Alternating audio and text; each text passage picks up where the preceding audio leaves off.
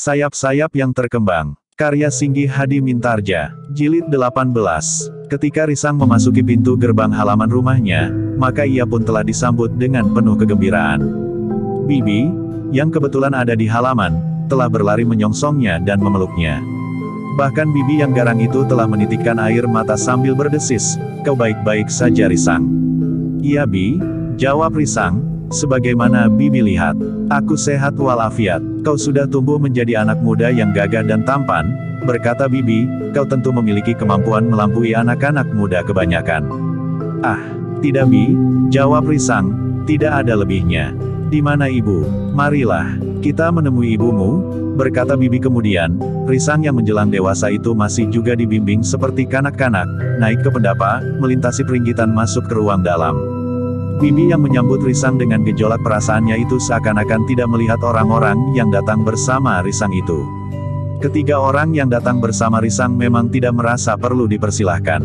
Rumah itu sudah seperti rumah mereka sendiri sehingga mereka pun telah masuk ke ruang belakang lewat pintu butulan. Iswari terkejut ketika ia mendengar suara anaknya. Sementara ia baru beristirahat di dalam biliknya, karena kesehatannya yang memang belum pulih kembali. Karena itu, maka ia pun segera bangkit justru ketika Risang mengetuk pintu biliknya. Dengan tergesa-gesa Iswari membuka pintu bilik itu. Demikian ia melihat Risang datang, maka ia pun langsung memeluknya. Ternyata bahwa Iswari pun tidak dapat menahan air matanya. Meskipun ia termasuk seorang perempuan yang perkasa, namun bagaimanapun juga, sentuhan pada perasaannya rasa-rasanya memang harus menitikkan air mata. "Bagaimana dengan keadaanmu?" bertanya ibunya. "Aku baik-baik saja, Ibu," jawab Risang. "Bagaimana dengan ibu? Dan bagaimana dengan tanah perdikan ini?" "Ibu dalam keadaan baik, Nger. Demikian juga tanah perdikan ini," jawab ibunya. "Jadi tidak terjadi apa-apa dengan tanah perdikan ini?" bertanya Risang. "Tidak, kenapa? Apakah pamanmu atau orang lain mengatakan sesuatu tentang tanah perdikan ini?" bertanya ibunya. "Tidak, Ibu," jawab Risang, "tetapi ketika kami memasuki tanah perdikan ini, kami telah dicegat oleh sekelompok orang yang ingin merampas kuda-kuda kami." "Oh?" Wajah Iswari menegang. Bahkan juga Bibi yang mendengar pula keterangan itu menjadi berdebar-debar. Di luar sadarnya ia bertanya, "Apa yang telah terjadi?" "Berkelahi," jawab Risang. Ibunya pun kemudian membimbing Risang sambil berkata, "Duduklah. Seharusnya kau beristirahat, minum dan barangkali kau juga lapar." Tetapi keteranganmu menarik perhatian. Risang pun kemudian dibawa duduk di sebuah amben besar bersama Bibi. Dengan nada rendah ibunya berkata, "Nah, sekarang kau ceritakan apa yang telah terjadi di perjalananmu." Risang memang mulai bercerita, tetapi kata-katanya mengalir seperti air di bendungan yang pecah. Mengalir tidak putus-putusnya, namun justru karena itu, maka ceritanya menjadi kurang jelas. Apalagi jika Risang mulai bangkit dan menirukan apa yang telah dilakukannya. Ibunya mengangguk-angguk. Serba sedikit ia tahu, bahwa telah terjadi sesuatu yang gawat di perjalanan anaknya kembali ke tanah perdikan. Karena itu, maka Iswari pun telah menyuruh Bibi memanggil Gandar, Sambi Wulung dan Jati Wulung. Cerita Risang seperti gerontol wutah. "Aku justru sulit menangkap maksudnya dan sulit untuk menggambarkan peristiwanya," berkata Iswari. "Ibu yang tidak memperhatikan aku," Risang bersungut. Iswari tersenyum. Katanya, "Mungkin ibu memang agak lambat menangkap keterangan seseorang. Coba, biarlah orang lain mengulangi ceritamu." Sambi Wulunglah yang kemudian bercerita tentang perjalanan yang telah mereka tempuh.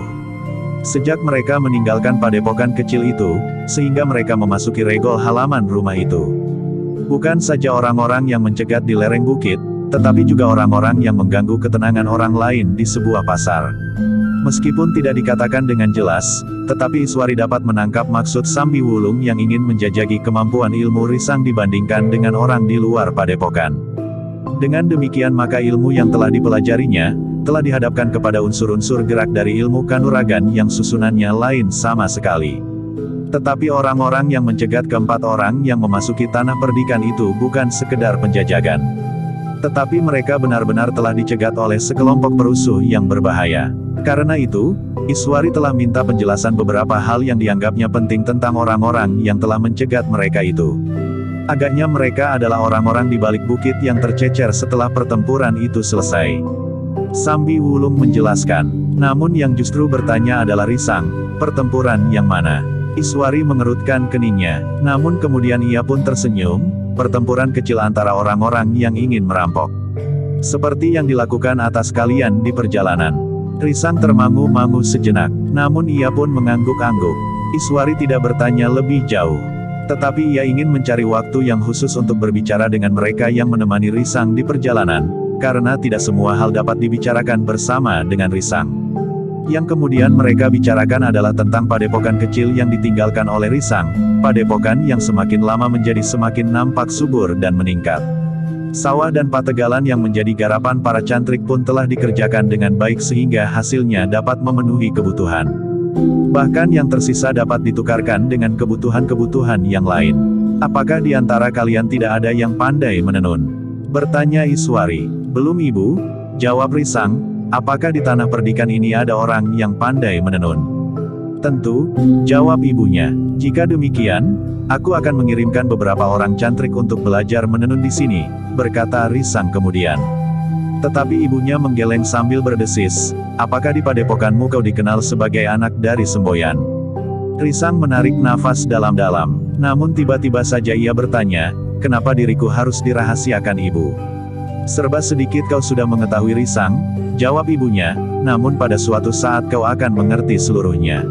Ibu, jika seperti yang ibu katakan, ada orang yang menginginkan kematianku, kenapa aku harus bersembunyi? Kenapa tidak kita biarkan saja orang itu datang untuk mencoba membunuhku sehingga dengan demikian mereka akan dapat kita tangkap? Bertanya Risang. Iswari mengangguk-angguk. Ia menyadari bahwa Risang tumbuh semakin besar. Nalarnya menjadi semakin panjang, sehingga ia mulai mengurai dan menghitung langkah-langkah yang pernah dilakukannya. Risang, berkata Iswari, ternyata kau menjadi semakin dewasa. Baiklah, pada satu kesempatan, kita akan berbicara tentang dirimu. Seperti yang baru saja aku katakan, kau akan mengerti seluruhnya. Tetapi sesuai dengan takaran perkembangan umurmu. Risang mengangguk-angguk. Ia mengerti maksud ibunya. Ia pun menyadari betapa ia memaksa, namun yang oleh ibunya dianggap belum waktunya dikatakan kepadanya, maka ibunya tentu tidak akan mengatakannya. Sementara itu untuk mengalihkan pembicaraan, maka ibunya pun berkata, Risang, aku minta kau datang kali ini, sebenarnya lah aku memang ingin berbicara denganmu tentang beberapa hal yang penting yang harus kau ketahui. Namun selain itu, maka aku pun ingin tahu, kemajuanmu di bidang olah kanuragan. Aku ingin mengetahui tataran kemampuanmu selama ini. Dengan demikian aku dapat mengatur sampai sejauh mana aku dapat berbangga dengan anakku. Ah ibu, desah Risang, ilmuku tentu masih sangat jauh dari harapan ibu. Namun aku sudah bekerja bersungguh-sungguh. Aku telah mempergunakan waktuku sesuai dengan takaran yang memang diberikan bagiku. Karena menurut kakek, jika aku memaksa diri melampaui takaran, maka aku justru akan mengalami kesulitan. Kau benar Risang, jawab ibunya, kau harus dapat mengukur kekuatan dasar tubuhmu, umurmu dan tataran-tataran ilmu yang kau panjat. Dengan demikian kau akan meningkat dengan wajar dan lancar, tanpa merusak tubuhmu sendiri, tetapi juga tidak terlalu lambat. Aku sudah mencoba mengikuti semua petunjuk. Tetapi agaknya aku memang kurang cepat menangkap pengetahuan yang diberikan kepadaku. Bukan saja olah kanuragan, tetapi juga pengetahuan yang lain, jawab Risang. Aku senang mendengar jawabmu, itu lebih baik daripada kau berkata sebaliknya. Aku akan menjadi sangat berprihatin jika kau berkata kepadaku, bahwa kau sudah menguasai ilmu yang tinggi, pengetahuan yang luas dan pengalaman yang banyak. Tetapi pengakuanmu itu merupakan cambuk yang baik bagimu, sehingga kau akan bekerja lebih baik lagi di masa-masa mendatang, berkata ibunya. Terima kasih ibu, tetapi ibu tidak usah memujiku. Aku akan menjadi bingung, sahut Risang. Ibunya tertawa, katanya, besok, jika kau sudah beristirahat, kau akan berada di sanggar bersama ibu. Risang mengangguk kecil, ia sadar, bahwa ibunya bersungguh-sungguh bagaimanapun sikapnya. Karena itu, maka ia harus mempersiapkan diri sebaik-baiknya. Ia harus menunjukkan apa adanya, agar ibunya tidak salah menilai tentang dirinya. Ibunya harus tahu tepat, di tataran manakah ia berada pada saat itu. Tetapi seperti yang dikatakan oleh ibunya, Risang tidak perlu tergesa-gesa untuk memasuki sanggar. Demikianlah, beberapa saat kemudian maka Iswari pun berkata, nah Risang, sekarang kau boleh beristirahat atau melihat-lihat isi rumah dan halaman ini yang telah lama kau tinggalkan. Tetapi aku minta kau tidak meninggalkan halaman rumah ini. Apakah aku tidak boleh keluar dari halaman? Bertanya Risang. Hanya sekarang ini, berkata ibunya lalu, kau perlu beristirahat, Risang. Risang mengerutkan keningnya, tetapi ia tidak menjawab. Demikianlah maka bibi pun telah mengajak Risang keluar dari ruang dalam untuk menghadap ketiga orang kakek dan neneknya. Sementara itu Iswari mendapat keterangan yang lebih terperinci dari Sambi Wulung, Jati Wulung dan Gandar. Orang-orang itu sangat berbahaya bagi Risang, berkata Sambi Wulung. Apakah mereka mengetahui bahwa kalian orang-orang tanah perdikan ini? Bertanya Iswari. Tidak, jawab Sambi Wulung. Kami mengaku orang-orang Pajang yang berdagang berkeliling. Gandar telah berusaha untuk meyakinkan mereka, tetapi nampaknya mereka kurang percaya. Iswari mengangguk-angguk, namun akhirnya mereka memang menarik satu kesimpulan bahwa orang-orang yang mencegat mereka tentu mengira bahwa mereka adalah semboyan. Jika demikian maka tidak mustahil, bahwa ada di antara mereka yang sudah menduga, anak muda yang bersama mereka adalah Risang. Tetapi Risang bukan anak-anak lagi, berkata Gandar, ia sudah mempunyai nalar yang semakin berkembang. Sementara itu ia pun telah memiliki bekal meskipun belum cukup tinggi, ilmu kanuragan yang dapat melindungi dirinya. Iswari mengangguk-angguk, tetapi ia berkata, meskipun demikian aku tidak akan pernah membiarkan Risang keluar seorang diri dari halaman rumah ini. Gandar mengangguk kecil, sementara itu Sambi Wulung dan Jati Wulung pun mengangguk-angguk pula. Demikianlah, maka di sisa hari itu, Risang memang tidak pergi kemanapun. Ia bersama bibi berada di serambi samping. Tetapi di malam hari, Risang tidak lagi mau tidur ditunggui siapapun lagi. Ia sudah merasa cukup dewasa dan tidak lagi takut tidur sendiri. Di hari berikutnya, sebenarnya lah Iswari ingin melihat tataran kemampuan anak laki-lakinya. Karena itu, setelah makan pagi, ibunya berkata kepadanya, Risang, nampaknya kau memang memerlukan kesibukan agar kau tidak merasa jemu di sini. Apakah kau bersedia pergi ke sanggar hari ini? Kita dapat bermain-main bareng sejenak. Tentu ibu, jawab Risang, bukankah dengan demikian aku tidak akan pergi kemana-mana? Ah, bukan itu Risang, berkata ibunya, meskipun aku memang masih ingin memperingatkan agar kau berhati-hati di sini setidak-tidaknya untuk saat-saat pendek ini, tetapi aku memang ingin melihat tingkat kemampuanmu. Risang tertawa pendek, katanya, aku mengerti ibu. Aku tidak bersungguh-sungguh. Orang-orang yang mencegat kami di perjalanan menjelang pintu gerbang tanah perdikan itu tentu mengganggu ketenangan ibu. Apalagi dihubungkan dengan persoalan-persoalan yang timbul akhir-akhir ini meskipun aku belum tahu dengan jelas. Kau akan mengetahuinya Risang, berkata ibunya, tetapi kita hari ini akan bermain di sanggar. Sebenarnya lah bahwa Risang memang menjadi gembira meskipun sedikit berdebar-debar. Ia menjadi cemas, bahwa ibunya akan kecewa melihat kemajuannya yang dapat dianggap lamban. Tetapi aku sudah berupaya sebaik-baiknya, berkata Risang di dalam hatinya. Demikianlah, setelah bersiap-siap beberapa saat di dalam sanggar, maka Iswari telah minta kepada ketiga orang gurunya untuk hadir pula di dalam sanggar. Guru, berkata Iswari, kami akan bermain sejenak untuk mengetahui tingkat kemampuan cicit guru ini. Ketiga orang tua-tua itu mengangguk-angguk. Kiai Badra yang mengusap kepala anak itu berkata, lakukanlah sebaik-baiknya. Kakek terlalu lama meninggalkan aku, desis Risang. Kiai Badra tertawa, katanya, ada masalah yang harus aku selesaikan. Besok, jika kau kembali ke padepokan, aku akan menyertaimu. Betul kek? Risang menegaskan. Kiai Badra tersenyum, katanya, tentu, aku akan beristirahat di padepokanmu yang sejuk dan tenang itu. Demikianlah, maka sejenak kemudian, Risang sudah bersiap. Sebelum ia harus berlatih bersama ibunya, maka Risang diminta untuk berlatih seorang diri. Dengan demikian maka akan nampak tataran ilmunya sehingga ibunya nanti akan dapat menyesuaikan diri. Beberapa saat Risang memusatkan nalar budinya di tengah-tengah sanggar. Kemudian perlahan-lahan tangan dan kakinya mulai bergerak.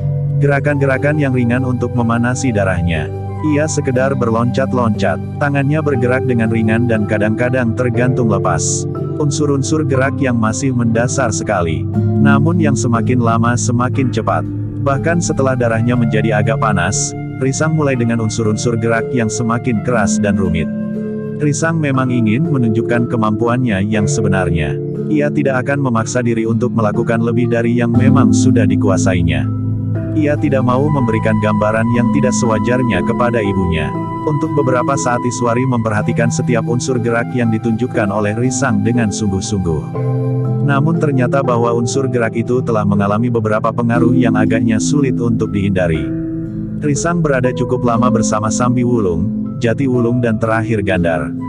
Karena itu dalam latihan-latihan yang dilakukan, Risang tidak saja mengenali unsur-unsur gerak yang pernah diajarkan oleh kakeknya, Kiai Badra, tetapi juga dipengaruhi oleh orang-orang yang sangat dekat dengan dirinya itu.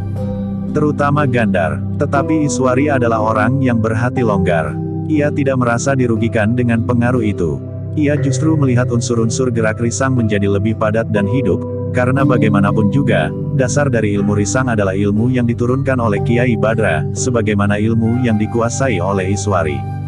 Dengan demikian, maka Risang memang telah dipersiapkan pada suatu saat untuk menerima ilmu Jangat Kinatelon sebagaimana yang telah dikuasai oleh Iswari. Ilmu yang mempunyai tingkat yang sangat tinggi. Inti ilmu dari 3 jalur perguruan yang luluh menyatu. Kiai Badra, Kiai Soka dan Nyai Soka pun memperhatikan tata gerak Risang dengan saksama. Mereka pun melihat beberapa unsur yang agaknya merupakan pengaruh dari unsur gerak jalur perguruan yang lain. Tetapi terasa wajar dan tidak mengganggu. Bahkan mereka melihat bahwa di dalam mengungkapkan ilmu yang pernah dipelajarinya, nampak sedikit pengalaman membayang dan memberikan warna yang masih samar-samar.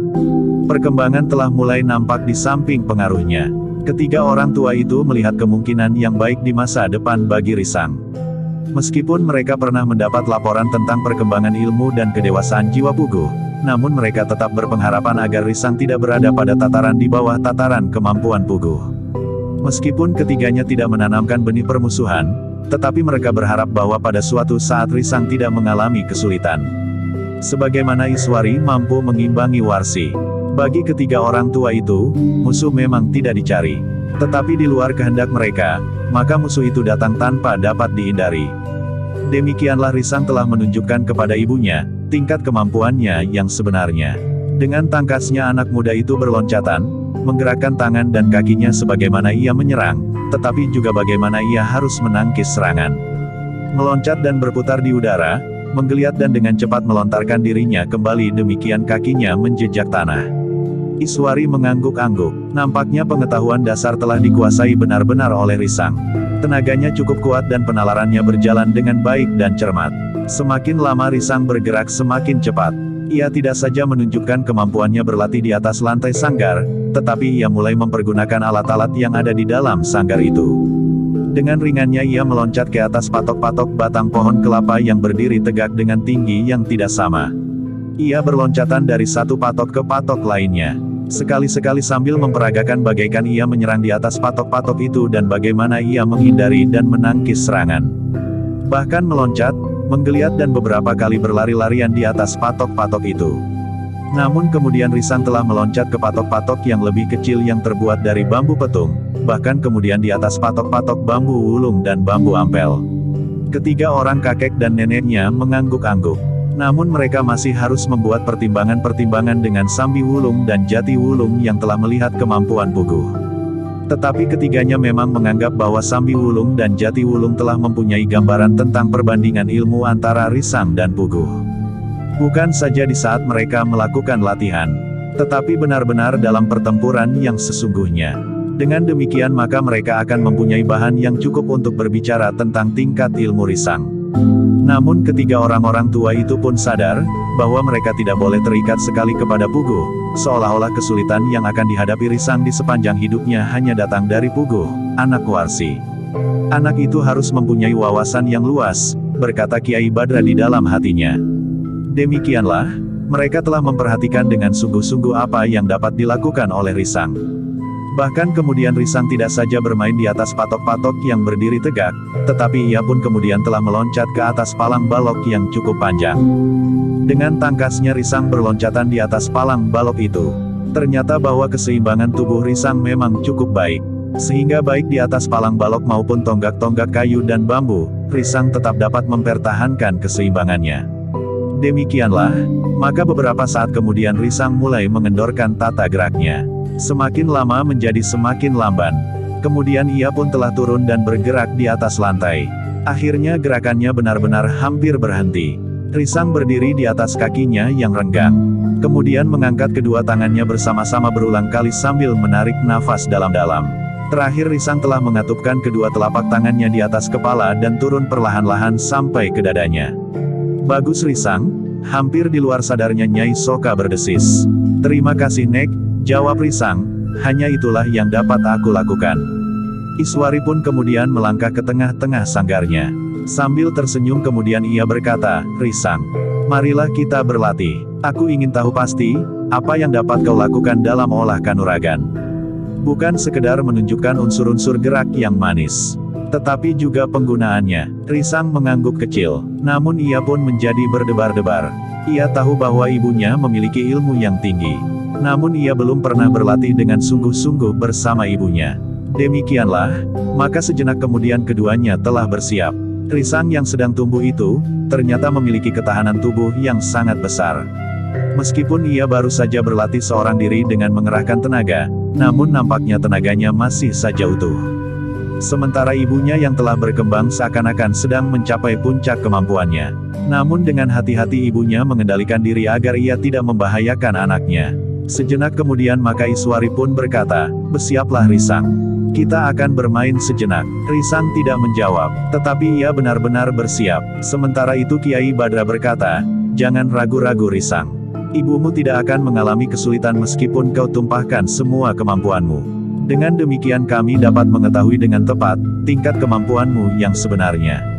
Risang mengangguk kecil. Bagaimanapun juga, yang berdiri di hadapannya itu adalah ibunya yang tersenyum. Karena Risang masih berdiam diri, maka ibunyalah yang mulai bergerak. Perlahan-lahan tangannya mulai menggapai dada anaknya. Tetapi dengan gerak naluriah Risang telah mengelak. Dengan meloncat kecil ke samping, ia sudah dapat membebaskan diri dari sentuhan tangan ibunya. Namun Iswari tidak membiarkan Risang terlepas dari jangkauannya. Dengan cepat pula Iswari meloncat memburunya. Sekali lagi tangannya menyerang dengan ayunan mendatar ke arah kening. Tetapi sekali lagi Risang berhasil menghindarinya. Bahkan ia pun kemudian telah meloncat menyerang dengan kakinya. Namun Risang masih nampak ragu-ragu. Karena itu, maka serangannya tidak menyentuh tubuh ibunya, meskipun dengan sengaja Iswari sama sekali tidak menghindarinya. Katanya, Risang, jika kau masih saja ragu-ragu, maka latihan ini tidak akan berlangsung sebagaimana diharapkan untuk mengetahui tingkat ilmumu yang sebenarnya. Risang mengerutkan keningnya, sementara itu ibunya berkata selanjutnya, bersiaplah. Aku akan benar-benar mengenaimu. Risang bergeser surut, namun tiba-tiba saja ibunya telah meloncat demikian cepatnya. Dua jarinya telah menyentuh pundak Risang. Perasaan sakit memang telah menyengatnya, sehingga Risang sekali lagi bergeser surut. Namun ketika sekali lagi Iswari menyerang, Risang telah berusaha untuk menangkis serangan itu. Bahkan sekaligus telah menyerang lambung ibunya dengan kakinya. Iswarilah yang kemudian meloncat ke samping sehingga serangan Risang tidak mengenainya.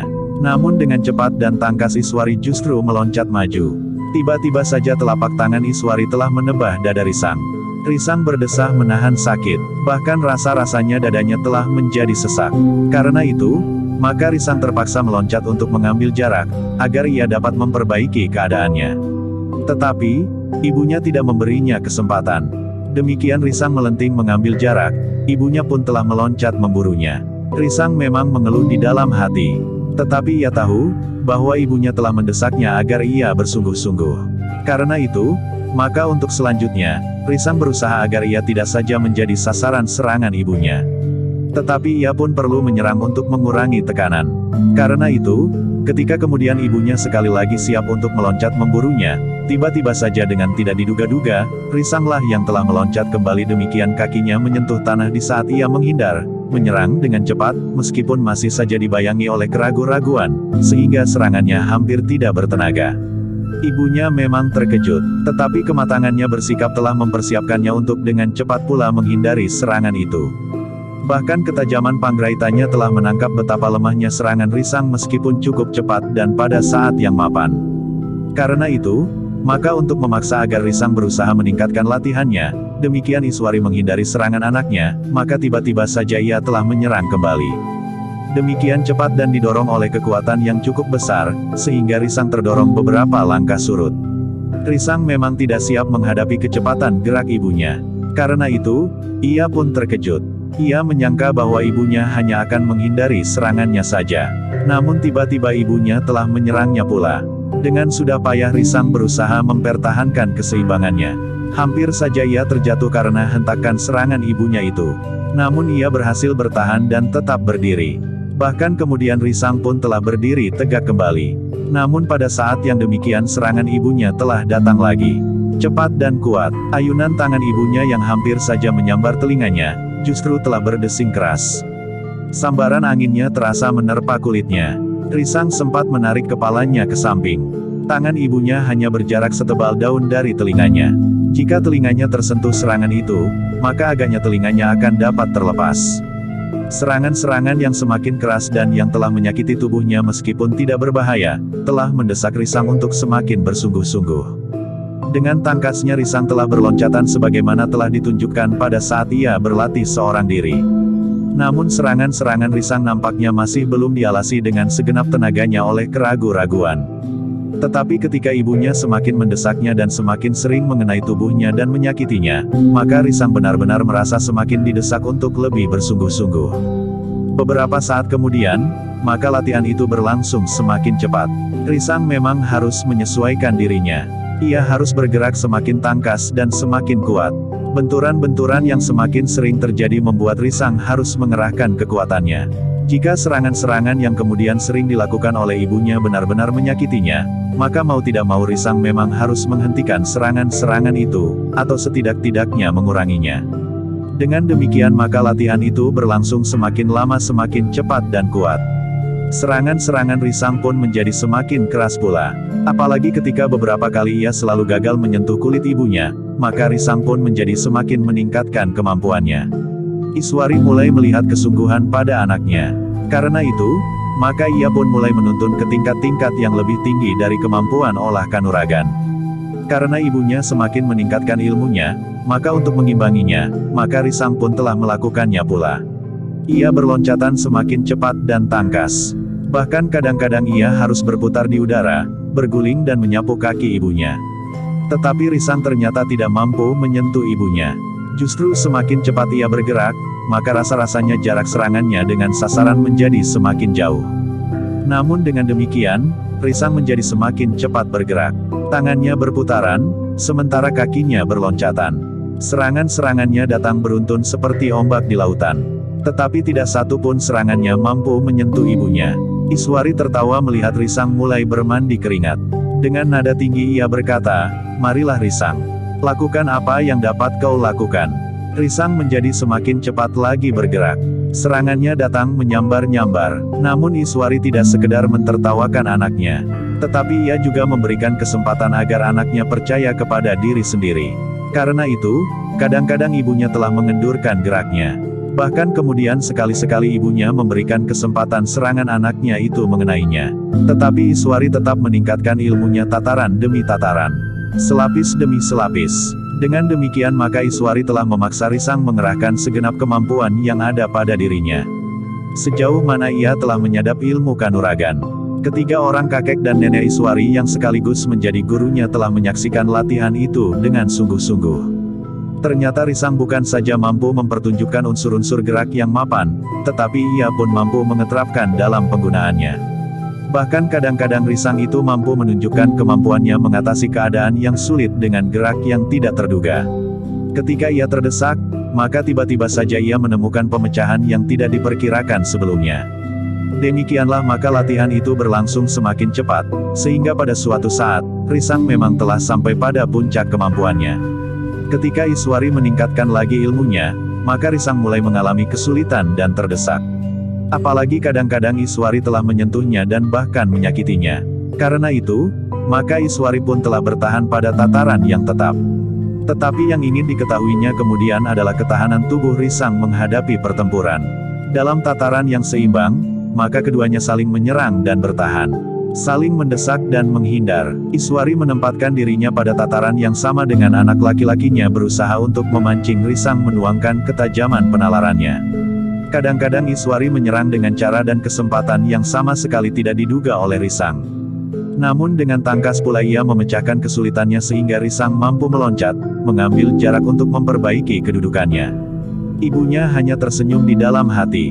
Namun anak laki-laki itu memang menimbulkan harapan di hatinya, bahwa pada suatu saat ia benar-benar akan mampu menerima warisan ilmu Janget Kinatelon, sehingga ia akan dapat mengatasi kesulitan jika anak Warsi pada suatu saat menantangnya sebagaimana Warsi pernah dan bahkan mungkin masih akan menantangnya berperang tanding. Namun Iswari masih saja bertempur terus, dengan kecepatan yang tidak berubah. Sementara Risang pun berusaha untuk tetap berada pada tatarannya. Namun bagaimanapun juga, karena Risang harus mengerahkan segenap kemampuannya, maka rasa-rasanya kekuatannya pun tidak akan dapat dipertahankan untuk jangka waktu yang terlalu panjang. Tetapi pada saat tertentu, Iswari merasakan betapa daya tahan anaknya cukup tinggi. Ternyata pada batas yang diharapkan, Risang masih tetap menunjukkan kemampuan dan kecepatannya bergerak. Tenaganya masih belum menyusut dan gerakannya tidak mengendor. Baru beberapa saat kemudian, setelah melewati saat yang diharapkan oleh ibunya, Risang benar-benar tidak dapat mempertahankan tingkat kekuatan dan kecepatan geraknya. Perlahan-lahan tenaganya nampak susut, sementara keringatnya mengalir seperti diperas dari tubuhnya. Tetapi Risang tidak dapat berhenti sebelum ibunya menghentikan serang-serangannya. Meskipun tenaganya mulai susut, namun Risang masih berusaha untuk melindungi dirinya, karena sentuhan-sentuhan ibunya memang membuatnya merasa sakit. Untuk beberapa saat ibunya masih menyerangnya. Namun ketika Risang menjadi semakin terdesak, maka Iswari pun mulai mengendorkan serangan-serangannya, sehingga akhirnya Iswarilah yang meloncat mengambil jarak. Risang yang mulai kelelahan tidak memburunya. Tetapi ia bersiap untuk bertahan sambil berusaha mempergunakan kesempatan itu untuk sekedar beristirahat. Tetapi ternyata bahwa ibunya tidak menyerang lagi. Namun kemudian sambil tersenyum bertanya, "Apakah kau sudah mulai lelah?" Risang tidak menjawab. Ia mengerti bahwa ibunya mengetahui bahwa tenaganya sudah mulai susut meskipun ia masih mampu mempertahankan dirinya. "Baiklah," berkata Iswari kemudian, "kita beristirahat. Kita masih mempunyai waktu untuk berlatih lagi. Sementara itu kakek dan nenekmu telah melihat, sejauh manakah tingkat kemampuanmu."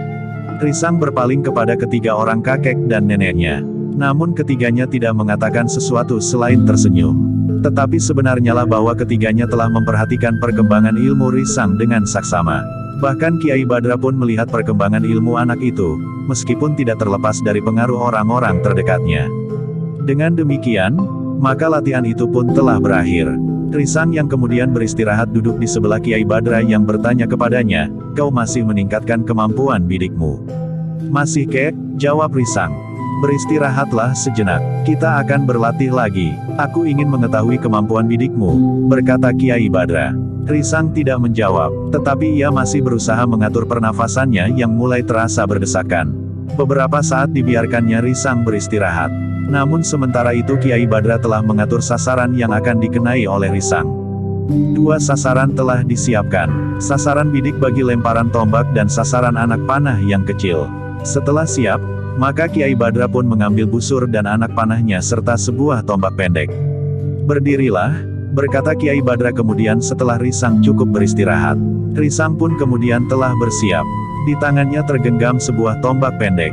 Ia terbiasa berlatih melontarkan tombak itu pada sasaran yang telah disiapkan. Bahkan dari punggung kuda, hampir melekat dinding yang dilapisi dengan onggokan jerami telah dipersiapkan sebuah tonggak yang dibalut dengan serabut kelapa. Tonggak yang akan menjadi sasaran lontaran tombak Risang. Karena ruang yang tidak seluas sebuah padang rumput, maka Risang tidak dapat mempergunakan ancang-ancang yang cukup. Ia hanya sempat melangkah 2-3 langkah sebelum tangannya terayun melontarkan tombak di tangannya. Namun Risang memang memiliki kemampuan bidik yang tinggi. Tombak yang meluncur dari tangannya telah mengenai sasarannya. Tonggak yang dibalut dengan serabut kelapa. "Bagus Risang," berkata Kiai Badra, "untuk meyakinkan bahwa itu bukan satu kebetulan sebaiknya kau mengulangi lagi." Risang pun kemudian mengulanginya. Ia telah melontarkan tombak itu sampai 3 kali. Dan ia telah dapat mengenainya dengan baik, sehingga orang-orang yang menyaksikannya tidak akan dapat menganggapnya sebagai satu kebetulan. Demikian pula kemampuan bidiknya dengan mempergunakan busur dan anak panah. Sebuah sasaran yang kecil bergantung pada sebuah tali yang menyilang. Juga terbuat dari sabut kelapa sebesar jeruk peras. Ternyata bahwa kemampuan Risang memang mengagumkan. Ia mampu mengenai sasarannya dengan baik. Namun Kiai Badra masih juga berkata, "Kita akan melihat kemampuan bidikmu di sebuah padang yang agak luas." Di sini jaraknya terlalu pendek, sehingga kemampuanmu itu masih belum meyakinkan. Risang tidak menjawab, tetapi ia mengangguk dalam-dalam. Demikianlah, maka nampaknya orang-orang tua beserta ibunya telah puas dengan latihan-latihan itu. Mereka telah mendapat gambaran seberapa jauh tataran kemampuan Risang, yang menurut mereka nampaknya telah cukup. Kemampuan Risang telah berada pada lapisan yang lebih tinggi dari kemungkinan yang dapat dicapai oleh anak muda seumurnya. Bahkan ketahanan tubuh Risang agaknya lebih baik dari yang diharapkan oleh ibunya. Ia mampu bertempur pada jarak waktu yang cukup panjang sebelum kekuatan dan kemampuannya mulai menyusut. Sejenak kemudian, maka Risang dan ibunya serta ketiga orang-orang tua itu pun telah keluar dari sanggar. Ternyata matahari telah jauh turun di arah barat. Ternyata mereka sudah cukup lama berada di sanggar tanpa terasa. Lebih dari setengah hari, bahkan sampai lewat sore hari. Setelah membenahi diri dan mandi di Pakiwan, maka mereka pun telah berada di ruang dalam untuk makan bersama-sama. Sementara yang lain agaknya telah makan lebih dahulu. Sambil makan mereka sempat mengurai latihan-latihan yang dilakukan oleh Risang di dalam sanggar. Namun mereka tidak hanya melakukannya sekali saja, tetapi mereka masih akan melakukannya beberapa kali. Orang-orang tua itu bersama Iswari masih ingin mendapatkan keterangan dari Sambi Wulung dan Jati Wulung. Asteris. Sementara itu di tempat yang jauh, Pugu telah dipanggil oleh gurunya. Menjelang senja, Pugu yang telah mandi dan berbenah diri setelah melakukan latihan-latihan bersama gurunya di dalam sanggar, telah pergi menghadap. Pugu terkejut ketika ia melihat Kirandu Keling duduk bersama gurunya di padepokan kedua. "Kemarilah Pugu," berkata gurunya. Pugu bergeser semakin mendekat. Sementara itu gurunya berkata, "Dengarlah, kakekmu akan mengatakan sesuatu. Tetapi kau sudah cukup besar untuk menerima persoalan-persoalan dengan sewajarnya dan mempertimbangkannya dengan nalar, bukan sekedar perasaan." Pugu mengangguk. Katanya, "Aku akan berusaha, guru." "Dengarlah Pugu," berkata kakeknya, "aku diminta oleh orang tuamu untuk memanggilmu. Mereka ingin berbicara denganmu." "Kenapa ayah dan ibu sudah agak lama tidak datang ke padepokan ini, Kek?" bertanya Pugu.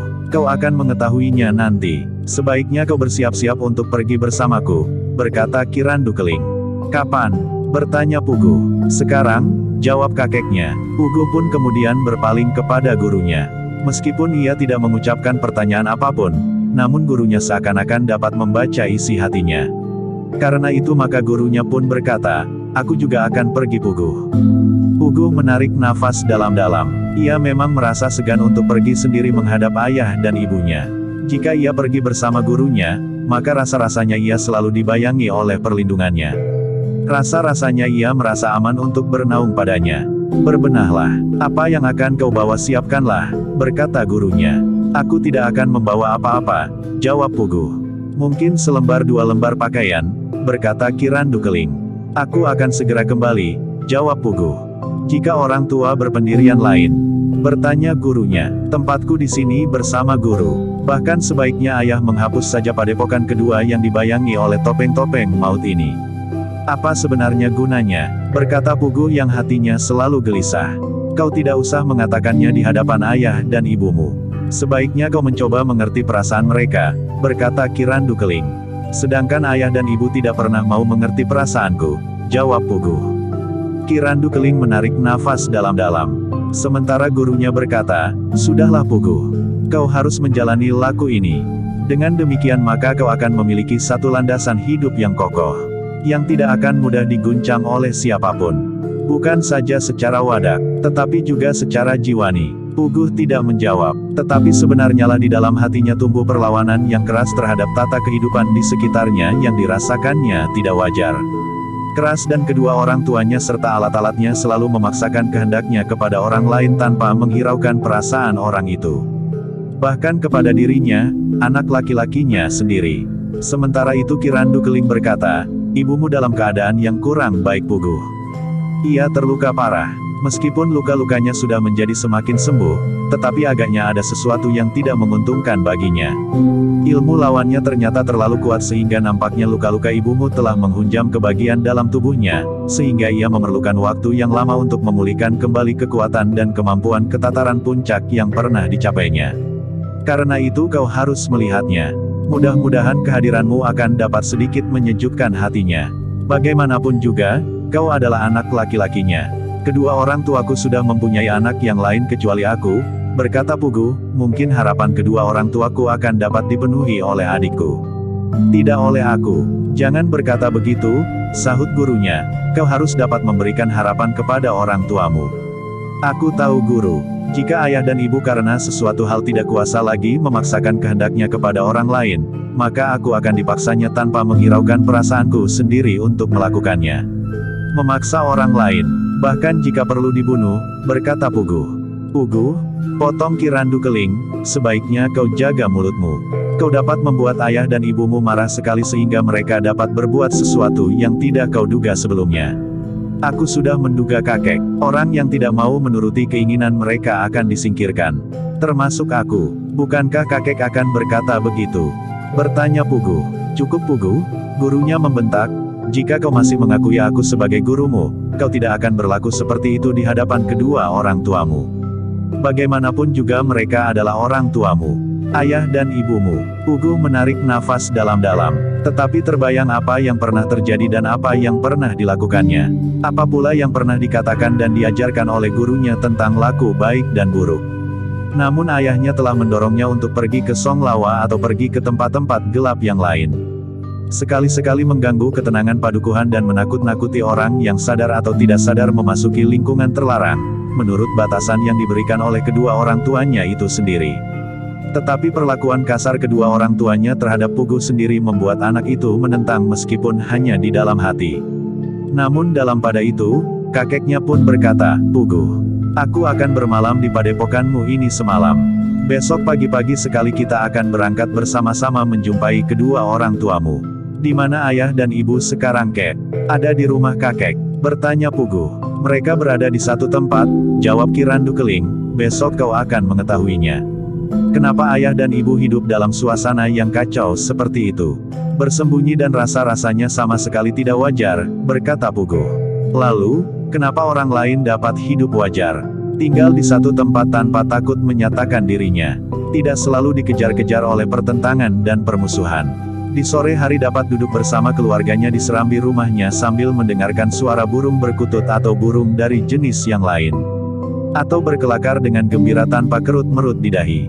Kenapa keluargaku tidak dapat berbuat seperti itu? Sudahlah Pugu, potong gurunya, aku ulangi lagi kata-kataku. Jangan kau memancing persoalan di hadapan orang tuamu. Jika demikian, maka itu berarti kau tidak mengakui aku lagi sebagai gurumu. Jika ayahmu kecewa terhadapmu, maka ia tentu akan kecewa kepadaku. Mungkin kau akan diserahkan kepada guru yang lain. Meskipun mungkin gurumu yang baru itu lebih sesuai bagi kedua orang tuamu dan bagimu, karena orang baru itu akan mengajarimu cara membunuh yang paling baik tanpa menggetarkan jantung. Bagaimana mencelakai orang lain tanpa merasa bersalah. Dan bagaimana menghancurkan tata kehidupan tanpa ragu-ragu. Pugu menundukkan kepalanya. Hal itu memang mungkin terjadi. Karena itu, maka ia memang berusaha untuk tidak melakukannya di hadapan ayah dan ibunya nanti. Mudah-mudahan aku mampu menahan diri untuk tidak berkata sesuatu tentang gejolak perasaanku ini, berkata Pugu di dalam dirinya sendiri. Sudahlah, berkata gurunya, sekarang tidurlah. Besok kita akan berangkat pagi-pagi sekali. Aku akan tidur di padepokan pertama guru, berkata Pugu. Baik, tetapi pesanlah kepada peronda malam ini agar kau dibangunkan di dini hari, berkata gurunya. Ya guru, jawab Pugu. Sekarang pergilah ke padepokan pertama, berkata gurunya. Pugu pun telah minta diri pula kepada gurunya. Kemudian meninggalkan tempat itu dan berjalan menyusuri jalan sempit yang menghubungkan kedua bagian dari padepokan itu. Ketika Pugu berbaring di biliknya, maka terbayang kembali keterangan gurunya tentang ibunya yang luka parah dalam satu perang tanding. Pada saat purnama penuh ibunya telah bertempur melawan seorang perempuan yang ternyata ilmunya melampaui ilmu ibunya. Pugu menarik nafas dalam-dalam, katanya di dalam hati, seperti kata guru. Betapapun tinggi ilmu seseorang, namun pada suatu saat tentu ada orang lain yang mampu mengatasinya. Bahkan seorang yang ilmunya seakan-akan tidak terkalahkan, akan dapat ditundukkan oleh orang yang dianggap tidak berilmu sama sekali. Ternyata Pugu tidak segera dapat tidur.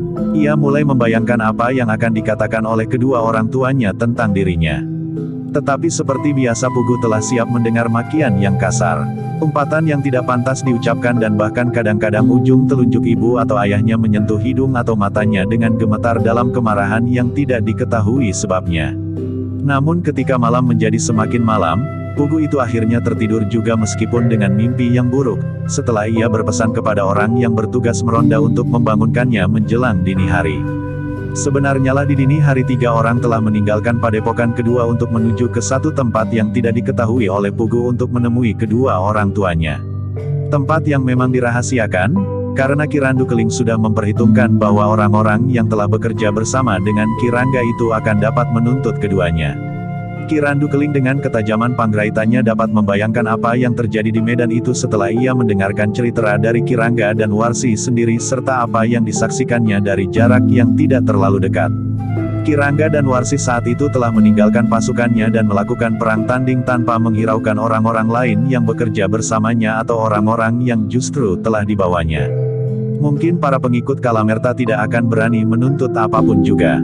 Tetapi tentu lain dengan para bekas prajurit Jipang. Mereka tentu mempunyai sikap yang lain sebagaimana sikap Ki Sumbaga. Karena itu, selagi Warsi belum siap menghadapi mereka, maka ia perlu bersembunyi di satu tempat yang rahasia sehingga tidak seorang pun dapat menemuinya untuk kepentingan apapun juga. Termasuk orang-orangnya. Pada saat matahari terbit, mereka bertiga sudah berada cukup jauh dari padepokan mereka. Mereka menyusuri jalan-jalan sempit dan bahkan kadang-kadang menyusuri pematang yang panjang. Pugu sudah sering menempuh perjalanan panjang. Karena itu maka perjalanan yang dilakukannya tidak banyak menarik perhatiannya. Sawah, pategalan dan padukuhan-padukuhan sudah sering dilaluinya dalam perjalanan-perjalanan yang pernah dilakukan. Namun demikian, Pugu masih merasa bahwa ia belum tahu apa yang sebenarnya ada di dalam padukuhan-padukuhan itu, karena ia merasa bahwa hidupnya bukannya kehidupan yang wajar. Semakin ia merasa terasing dari pergaulan hidup wajar, maka ia merasa semakin asing pula dari kedua orang tuanya, karena ia merasa bahwa orang tuanya lah yang telah mengasingkannya dari kehidupan wajar. Ketika matahari menjadi semakin tinggi dan panasnya mulai menggigit kulit, maka Pugu itu pun bertanya, "Kemana kita sekarang pergi, Kek?"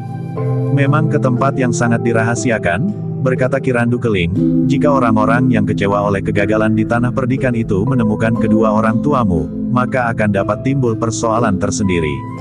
Apalagi ibumu belum pulih sama sekali. Jadi di mana kedua orang tuaku itu disembunyikan?" bertanya Pugu. "Apakah sampai sekarang aku masih juga belum boleh mengetahuinya?" Ki Randu Keling termangu-mangu. Namun kemudian katanya, "Bersembunyi yang paling baik bagi kedua orang tuamu adalah justru di dalam kota Pajang." "Di Pajang? Jadi kita akan masuk ke kota raja?" bertanya Pugu. "Ya," jawab Ki Randu Keling. Pugu menarik nafas dalam-dalam. Ada kegembiraan di hatinya, karena ia akan mendapat kesempatan untuk tinggal di kota raja beberapa lama, meskipun ada juga kecemasan bahwa ia akan segera bertemu dengan kedua orang tuanya yang sangat keras dan garang terhadapnya. Ketika matahari berada di puncak langit, maka mereka telah beristirahat di sebuah kedai yang tidak begitu besar di sebuah padukuhan.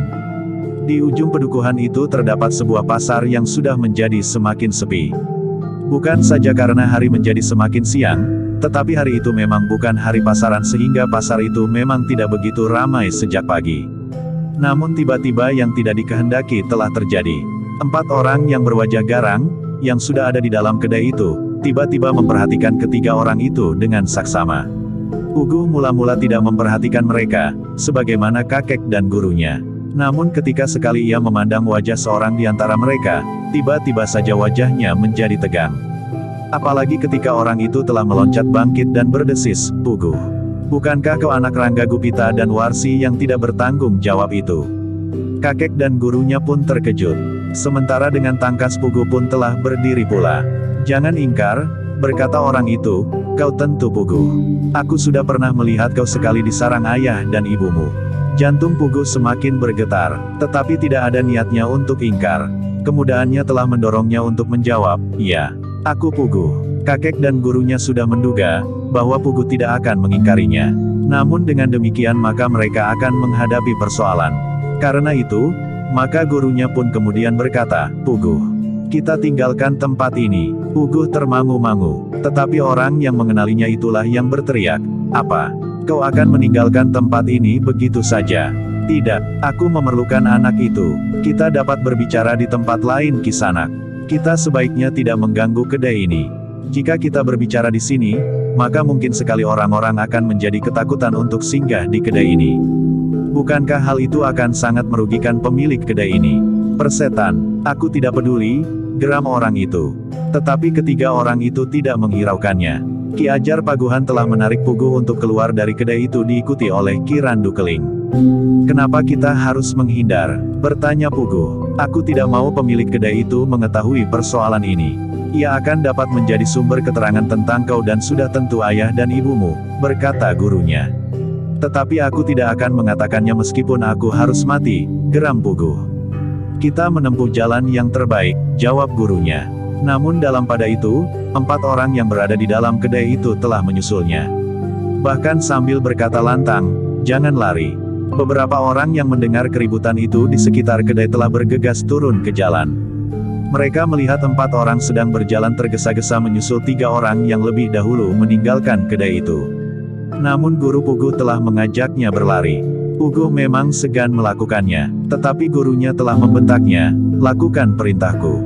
Karena itu, maka mereka pun menjadi saling berkejaran. Demikian ketiga orang yang dikejar itu keluar dari padukuhan, mereka segera meniti pematang yang panjang menuju ke Pategalan. Keempat orang itu pun tidak mau kehilangan buruannya. Mereka telah mempercepat langkah mereka. Namun ternyata bahwa ketiga orang yang mereka kejar itu pun mampu berlari cepat. Tetapi mereka tidak harus berkejaran terlalu lama. Ketika mereka sampai di sebuah Pategalan yang sepi, maka ketiga orang itu pun telah berhenti. Apa yang harus kita lakukan Ki Randu Keling? Bertanya guru Puguh sebelum keempat orang yang mengejarnya sampai ke Pategalan. Tetapi sebelum Ki Randu Keling sempat menjawab, orang-orang itu telah berloncatan mengepung mereka dari 4 arah. Kami tidak akan melarikan diri, berkata Ki Randu Keling. Kenapa kau lari sampai ke tempat ini? Bertanya orang yang telah mengenal Puguh. Kami mencari tempat yang tidak akan mengganggu orang lain. Tempat ini sepi. Nah, apa yang akan kau lakukan sekarang? Bertanya Ki Randu Keling. Kami ingin tahu di mana Ki Rangga Gupita dan istrinya bersembunyi. Puguh adalah anaknya. Aku akan mengambilnya. Anak itu tidak akan aku lepaskan jika bukan ayahnya sendiri yang mengambilnya, berkata orang itu. Kau sangka aku apa? Bertanya Puguh dengan marah. Kau kira akan membiarkan diriku kau bawa? Kau kira aku tidak akan dapat melawan dan bahkan membuat kalian menyesal? Anak iblis, geram perang itu, aku harus tahu di mana ayah dan ibumu bersembunyi setelah kegagalan itu. Keduanya harus bertanggung jawab, bukan malah bersembunyi. Tetapi kalian juga tidak bertanggung jawab, potong Ki Randu Keling. Jika kalian tahu, istri Ki Rangga terlibat dalam perang tanding, kenapa kalian dengan tergesa-gesa menarik diri? Ah, kau tahu apa orang tua? Geram orang itu. Aku ada di medan saat semua orang terbirit-birit meninggalkan medan membiarkan Ki Rangga dan istrinya menghadapi lawan-lawan mereka, berkata Ki Randu Keling. Salah mereka berdua, geram orang itu, seharusnya mereka menyatukan diri pada seluruh kekuatan yang ada di medan.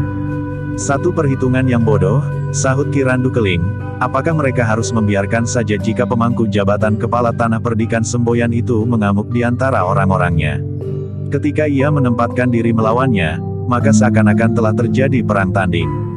Dalam keadaan yang demikian Ki Rangga memang harus melindunginya, karena para pengawal tanah perdikan akan dapat membunuh Warsi itu dengan diam-diam dari belakang di saat perhatiannya tertuju kepada lawannya. Persetan, geram orang itu, tetapi pasukannya menjadi kacau balau dan tidak mendapat pimpinan sewajarnya. Kenapa kalian tidak menyalahkan para pemimpin yang diserahi pimpinan atas kelompok-kelompok besar pasukan kalian? Persetan, geram orang itu, kami adalah 4 orang putut dari padepokan Ki Ajar Tulak. Salah seorang pimpinan sayap pada pasukan Ki Rangga. Kami adalah putut tertua yang mendapat tugas untuk menemukan Ki Rangga dan istrinya. Adalah kebetulan kami bertemu dengan anaknya. Tetapi kami pun sedang mencarinya, berkata Ki Randu Keling. Orang-orang itu mengerutkan keningnya. Sementara Ki Randu Keling berkata selanjutnya, apakah kau tidak mendengar, bahwa sesaat setelah Warsi dikalahkan oleh Iswari, maka datang beberapa orang mengambilnya? Hanya 2 orang, jawab orang itu. Sayang, aku mendengarnya bahwa beberapa orang, jawab Ki Randu Keling. Hanya 2, ternyata kau adalah orang yang sangat dungu tetapi merasa dirimu lebih tahu dari setiap orang, geram orang itu. Aku tidak peduli berapa orang yang datang mengambilnya. Nah, sekarang kami berusaha untuk mencarinya, berkata Ki Randu Keling pula. Aku tidak yakin bahwa anaknya tidak tahu di mana ayah dan ibunya berada, orang itu masih membantah. Bahkan aku merasa cemas, bahwa yang mengambil itu juga termasuk orang yang merasa dengki kepada mereka dan telah membunuh mereka pula, berkata Ki Randu Keling. Aku tidak peduli, serahkan anak itu kepadaku, pada suatu saat ayahnya lah yang harus mengambilnya. Sementara ia belum diambil oleh ayahnya, ia akan menjadi budak kami dan bekerja keras bagi kepentingan kami, termasuk membelah kayu, mencungkil kelapa kering yang kami buat menjadi minyak serta mengambil air di sumur yang memang cukup dalam. Di musim sawah harus ikut membajak dan menanam di padepokan, berkata orang itu. Persetan kalian, teriak Pugu, aku akan membunuh kalian semuanya. Orang itu tiba-tiba saja telah memberi isyarat kepada kawan-kawan. Agaknya tidak akan ada pembicaraan lagi. Sementara Ki Ajar Paguhan masih bimbang, apakah yang sebaiknya dilakukan menghadapi orang-orang itu. Orang-orang itu telah melihat Pugu sehingga orang-orang itu tentu akan berusaha untuk memanfaatkan Pugu sebagai alat menelusuri jejak ayah dan ibunya. Ketika keempat orang itu bergeser semakin dekat, maka Pugu pun telah bersiap. Ki Randu Keling dan Ki Ajar Paguhan pun telah bersiap pula menghadapi segala kemungkinan. Jadi kalian akan melawan? Bertanya orang itu. Kami adalah laki-laki seperti kalian, jawab Pugu. Bagus, berkata orang itu, aku akan membunuh kedua orang tua yang tidak tahu diri itu. Kemudian membawamu ke padepokanku. Kedua orang tuamu yang tidak dapat diketemukan di sarang mereka yang manapun itu harus mengambilmu. Jika tidak seumur hidupmu kau akan mengalami nasib sebagai budak yang malang. Pugu tidak menjawab lagi, namun ia pun segera bersiap menghadapi segala kemungkinan. Namun sekali lagi guru Pugu itu berdesis, apa yang sebaiknya kita lakukan? Ki Randu Keling menarik nafas dalam-dalam. Katanya, satu keadaan yang sama sekali tidak kita duga sebelumnya. Aku tidak tahu, siapakah yang bernasib buruk sekarang ini. Kita atau orang-orang itu. Ki Ajar Paguhan mengangguk-angguk. Ia sama sekali tidak merasa cemas melawan keempat orang itu meskipun ada kemungkinan yang sangat buruk dapat terjadi atas dirinya. Namun justru menjadi cemas karena ia harus mengambil penyelesaian yang barangkali tidak dikehendakinya.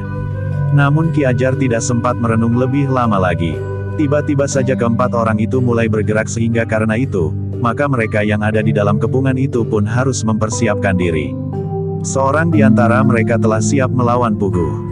Seorang yang lain menghadapi Ki Ajar, sementara orang yang telah mengenal Pugu itu bersama seorang kawannya telah siap bertempur melawan Ki Randu Keling. Mereka mengira bahwa Ki Randu Keling adalah orang yang menentukan segala-galanya, sehingga karena itu, jika mereka segera dapat membunuhnya, maka yang lain akan dengan mudah dapat mereka kuasai. Demikianlah maka sejenak kemudian telah terjadi pertempuran di antara mereka. Ki Randu Keling tidak ingkar melawan dua orang putut sekaligus. Putut dari padepokan yang dipimpin oleh Ki Ajar Tulak, salah seorang kepercayaan Ki Rangga. Keempat putut dari padepokan Ki Ajar Tulak yang dengan kebetulan bertemu dengan Pugu itu pun telah bertempur dengan garangnya. Mereka adalah murid-murid tertua yang telah mendapat wewenang untuk ikut memberikan latihan-latihan kepada murid-muridnya yang lain.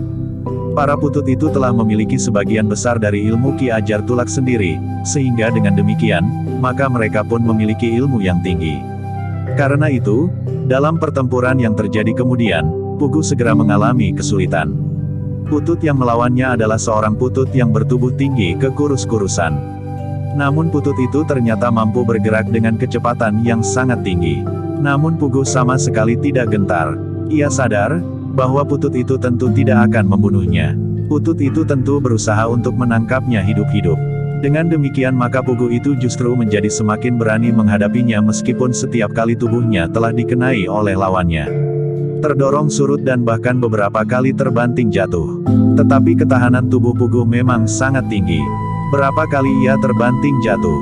Namun ia pun segera meloncat bangkit dan melawan kembali dengan kerasnya. Lawannya memang menjadi heran melihat ketahanan tubuh anak muda itu. Namun dengan demikian, justru telah menimbulkan kegembiraan pada putut itu. Rasa-rasanya ia telah mendapat kawan berlatih yang cukup tangguh dari aliran perguruan yang lain. Namun dalam pada itu, berbeda dengan Pugu yang terdesak terus, Ki Ajar Paguhan justru telah menguasai lawannya. Putut yang telah memiliki sebagian besar ilmu gurunya itu, tidak mampu untuk menempatkan dirinya sebagai lawan yang seimbang dari Ki Ajar Paguhan. Karena itulah, Maka dalam waktu yang tidak lebih dari waktu yang diperlukan oleh lawan Puguh untuk menguasai medan, maka Ki Ajar Paguhan pun telah mendesak lawannya pula. Namun sekali-sekali Ki Ajar Paguhan sempat melihat keadaan muridnya yang terdesak. Tetapi Ki Ajar Paguhan itu pun menyadari, bahwa Puguh tidak akan terbunuh dalam pertempuran itu. Ki Randu Keling pun ternyata tidak terlalu mengalami kesulitan menghadapi kedua orang putut itu meskipun ia harus mengerahkan tenaga tuanya. Namun ilmu Ki Randu Keling ternyata terlalu tinggi bagi kedua putut itu meskipun keduanya telah memiliki hampir semua ilmu dari perguruannya. Beberapa kali kedua lawannya menjadi bingung menghadapi unsur-unsur gerak Ki Randu Keling. Meskipun geraknya tidak sangat cepat, tetapi seringkali sama sekali tidak terduga-duga sehingga kedua orang lawannya itu pun seakan-akan telah kehilangan kesempatan. Meskipun demikian, namun pertempuran itu pun menjadi semakin lama semakin sengit. Ketika kedua orang lawannya telah sampai ke puncak kemampuannya, maka Ki Randu Keling pun harus mengerahkan kemampuannya pula. Dalam pada itu, Ki Ajar Paguhan ternyata tidak dapat membiarkan muridnya semakin mengalami kesulitan.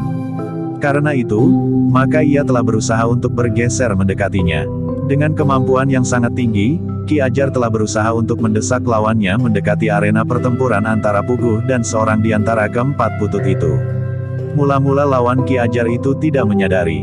Namun kemudian baru ia mengerti maksud Ki Ajar itu, setelah Ki Ajar itu sempat meloncat mendekati Puguh dan berkata, "Kita bertempur bersama-sama." Puguh mengerti maksud gurunya. Karena itu, maka ia pun segera menempatkan dirinya di belakang gurunya dan menghadap ke arah yang berlawanan. Ternyata bahwa Puguh mampu menyesuaikan diri dengan tata gerak gurunya, sehingga dengan demikian maka keduanya dapat saling mengisi. Kedua putut yang bertempur melawan mereka pun segera mengatur diri pula. Mereka telah mengambil sikap yang lain. Karena Ki Ajar Paguhan dan Puguh saling beradu punggung, maka kedua putut itu menghadapi mereka dari arah yang berlawanan. Keduanya berdiri pada jarak 2-3 langkah dari kedua orang yang berdiri di antara mereka. Dengan demikian maka pertempuran pun menjadi semakin seru. Namun dalam pada itu, Ki Ajar Paguhan sempat pula mengamati tingkat kemampuan muridnya. Meskipun masih belum dapat mengimbangi putut-putut murid Ki Ajar Tulak itu, namun Ki Ajar Paguhan mempunyai harapan yang besar terhadap muridnya itu. Dalam usianya yang masih sangat muda, nampak betapa ia mampu mencerna dan kemudian menuangkannya dalam benturan ilmu dengan orang yang sudah jauh lebih matang dalam olah kanuragan. Bukan saja karena umurnya, tetapi juga karena pengalamannya. Sementara itu, Ki Randu Keling benar-benar telah berusaha untuk mengakhiri pertempuran. Ketika kedua lawannya menarik senjata mereka, maka Ki Randu Keling benar-benar menjadi sangat marah. Apalagi ketika ia mulai dibayangi oleh kemungkinan buruk yang dilakukan oleh orang-orang itu. Mereka tentu akan memberikan laporan kepada Ki Ajar Tulak tentang Puguh, anak Warsi yang dianggapnya juga anak Rangga Gupita. Dengan demikian, maka usaha mereka untuk menemukan Ki Rangga akan mereka mulai dengan usaha untuk menemukan Puguh. Memang tidak banyak yang mengetahui siapa Puguh sebenarnya. Hanya beberapa orang tahu bahwa Ki Rangga memanfaatkan Puguh untuk menuntut hak atas tanah perdikan Semboyan. Namun satu-satunya jalan adalah dengan membunuh anak pemangku jabatan kepala tanah perdikan itu. Karena itu, persoalannya kemudian bukan saja hidup dan mati dalam pertempuran itu, tetapi juga bagi Puguh untuk saat-saat mendatang.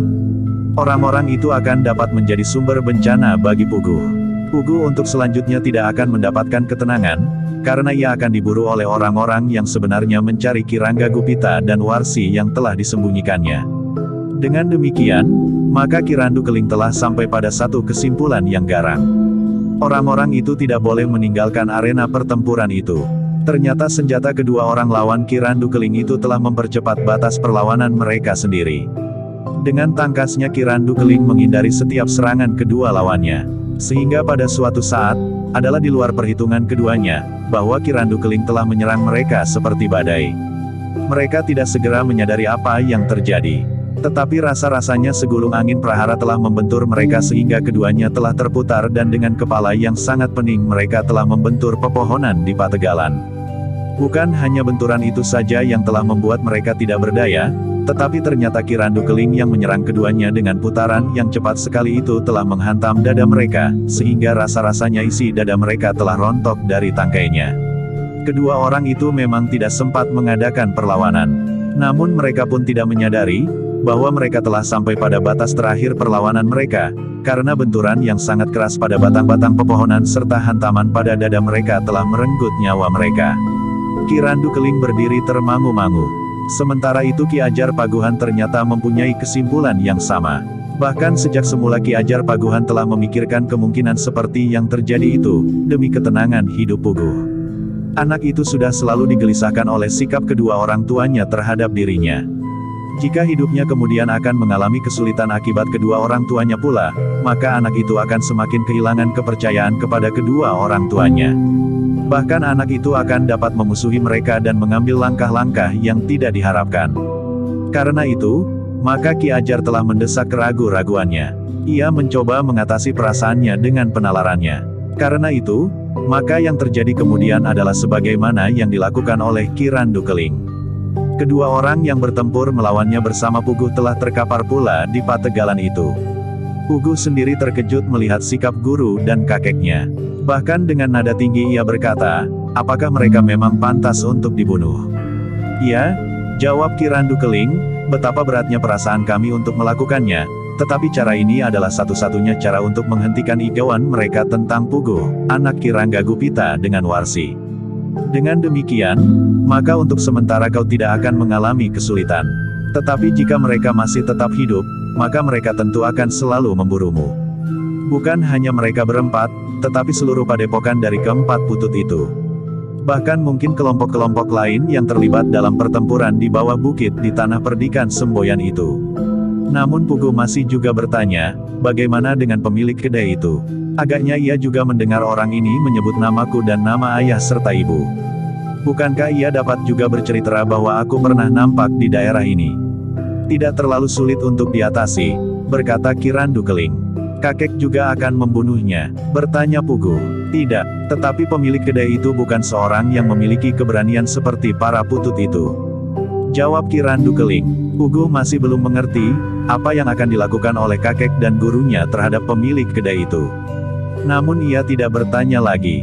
Sementara itu Ki Ajar Paguhan berkata, tugas kita sekarang adalah mengubur orang-orang ini. Kita tidak dapat membiarkan sosok-sosok mayat ini bertebaran begitu saja. Ya, Ki Randu Keling mengangguk. Dengan apa kita menggali kubur mereka? Bertanya Puguh. Dengan apa saja? Jawab Ki Randu Keling. Puguh mengangguk. Di luar sadarnya terbayang bagaimana ia telah membunuh pula orang-orang yang menemukannya bersama dua orang yang menyebut namanya Wanengbaya dan Wanengpati di dekat topeng-topeng kecil yang dipasang oleh orang-orang yang menjadi pengikut kedua orang tuanya, juga untuk menghilangkan jejak. Namun selagi ketiga orang itu bersiap-siap untuk melakukannya, tiba-tiba saja mereka mendengar suara ribut di luar pategalan. Ternyata beberapa orang padukuhan yang telah melihat tiga orang yang dikejar oleh empat orang berlari-lari masuk ke pategalan. Orang-orang padukuhan itu memang ingin tahu apa yang telah terjadi di pategalan itu. Apalagi pategalan itu adalah pategalan mereka. Ki Ajar, desis Ki Randu Keling, kita harus menghindar. Tetapi bagaimana dengan sosok mayat ini? Bertanya Ki Ajar Paguhan. Nanti saja, setelah orang-orang padukuhan ini pergi, jawab Ki Randu Keling. Jika orang-orang padukuhan tidak menguburkan mereka, Ki Ajar Paguhan mengangguk-angguk. Ia pun sependapat dengan Ki Randu Keling, bahwa sebaiknya orang-orang padukuhan itu tidak melihat mereka. Karena itulah, maka Ki Ajar Paguhan telah mengajak Puguh untuk menyingkir bersama Ki Randu Keling. Mereka telah menyusup di antara pepohonan dan kemudian menghilang di tengah-tengah pategalan yang ditanami batang orok-orok yang sering dipergunakan untuk pupuk hijau. Ketika orang-orang padukuhan itu memasuki pategalan, yang mula-mula mereka melihat adalah pepohonan yang rusak. Dahan-dahan yang berpatahan dan tanaman padi gagah yang hancur. Bahkan pohon-pohon perlindungan telah rusak sama sekali. Orang-orang padukuhan itu mengumpat di dalam hati. Apalagi orang yang memiliki pategalan tepat di ajang pertempuran itu. Dengan marah ia berkata lantang, iblis-iblis itu telah merusakkan tanamanku. Tetapi mulutnya segera terbungkam ketika ia melihat sosok mayat yang terbujur hampir terinjak kakinya. Lihat, orang itu berteriak, sesosok mayat. Mana? Bertanya seorang di antara tetangga-tetangganya yang ada di pategalan itu. Ini, di sini, jawab pemilik pategalan itu. Beberapa orang telah bergeser mendekat. Tetapi seorang yang lain telah memekik karena terkejut. Kakinya telah terantuk mayat pula. Bahkan yang lain pun masih juga meneriakkan sosok-sosok mayat yang terkapar. Ternyata semuanya ada 4 sosok mayat. Orang-orang padukuhan itu termangu-mangu. Menilik wujud dan pakaiannya, keempat orang itu tentu merupakan sekelompok orang yang sebelumnya telah mengejar 3 orang. Ternyata orang-orang yang mengejar itulah yang terbunuh, berkata salah seorang di antara mereka yang sempat melihat orang-orang itu berkejaran. Iya, sahut yang lain, nampaknya mereka bukan orang kebanyakan. Jika demikian maka ketiga orang itu tentu orang-orang berilmu. Orang-orang yang berada di pategalan itu pun menjadi sibuk pula. Ternyata mereka pun tidak dapat membiarkan 4 sosok mayat itu terkapar begitu saja. Karena itu, maka orang-orang padukuhan itu mulai membicarakan bagaimana mereka mengubur keempat orang itu. Kita mengambil usungan di padukuhan. Kita akan membawa 4 sosok mayat itu ke kuburan. Kita akan menguburkan mereka siapapun mereka, berkata seorang di antara mereka. Yang lain pun sependapat. Karena itu maka beberapa orang telah pergi ke padukuhan untuk mengambil usungan dan memberitahukan hal itu kepada Ki Bekel. Bersama orang-orang yang membawa usungan maka Ki Bekel pun telah menuju ke tempat kejadian. Ia hanya menggeleng-gelengkan kepala melihat bekas pertempuran yang tentu sangat sengit itu. Apalagi melihat keempat sosok mayat yang terkapar di pategalan itu. Di tempat ini tidak pernah terjadi kekerasan seperti ini, berkata Ki Bekel, ternyata sekarang kita harus mengalaminya. Tetapi mereka orang-orang asing, Ki Bekel, sahut salah seorang di antara mereka yang melihat 3 orang dikejar oleh 4 orang dan berakhir seperti yang mereka saksikan di pategalan itu. Ki Bekel mengangguk-angguk, namun katanya kemudian, bagaimanapun juga kita harus bersiap-siap. Jika menjadi kebiasaan orang-orang yang tidak kita kenal berkelahi dan mati di sini, maka kita akan banyak mengalami kesulitan. Bukan saja kita setiap kali harus mengubur sosok-sosok mayat yang tidak dikenal seperti keempat sosok mayat ini. Tetapi padukuhan ini tentu akan menjadi padukuhan yang sangar, yang tidak lagi disentuh orang lain, sehingga arus perdagangan keluar masuk padukuhan ini pun akan menjadi tersendat-sendat, meskipun padukuhan ini telah mampu memenuhi kebutuhan sendiri. Tetapi kelebihan dari hasil panen dan kerajinan bambu tidak akan dapat dipasarkan keluar. Pasar kita akan mati dan kehidupan penghuni padukuhan ini akan berubah sama sekali. Orang-orang padukuhan itu mengangguk-angguk. Sementara itu Ki Bekel itu berkata, karena itu, kita harus berusaha merahasiakan peristiwa ini sejauh dapat kita lakukan. Namun akan menyadari bahwa hal itu tentu sulit sekali dilakukan. Sejenak kemudian, maka orang-orang padukuhan itu telah menjadi sibuk dengan keempat sosok mayat itu. Beberapa orang telah mendahului pergi ke kuburan untuk menggali lubang bagi keempat sosok mayat itu. Ki Bekel berpesan agar keempatnya agak dipisahkan dari yang lain, agar lebih mudah untuk mengenalinya jika pada suatu saat ada keluarganya yang mencarinya. Tidak seorang pun yang mengenali mereka, berkata Ki Bekel. Ya, sahut salah seorang bebahu, kita pun menyadari bahwa kematian keempat orang itu merupakan satu persoalan. Kita harus siap menghadapi persoalan itu.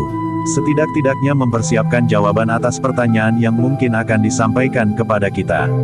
Bukan saja siap menjawab pertanyaan. Perselisihan ini akan dapat menimbulkan salah paham. Jika keluarganya membebankan kesalahan itu kepada kita, maka kita harus bersiap untuk menghadapinya. Meskipun dalam persoalan di antara orang-orang yang tidak kita kenal ini kita tidak berpihak, tetapi jika kita disudutkan, maka kita harus mempertahankan harga diri kita dan kehormatan padukuhan ini.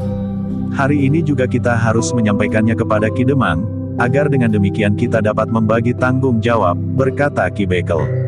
Dalam pada itu, selagi orang-orang padukuhan itu sibuk dengan keempat sosok mayat itu, sementara Ki Bekel berketetapan hati untuk menemui Ki Demang sendiri bersama beberapa orang bebahu, maka Ki Randu Keling telah kembali ke kedai yang telah disinggahinya sebelum pembunuhan itu terjadi.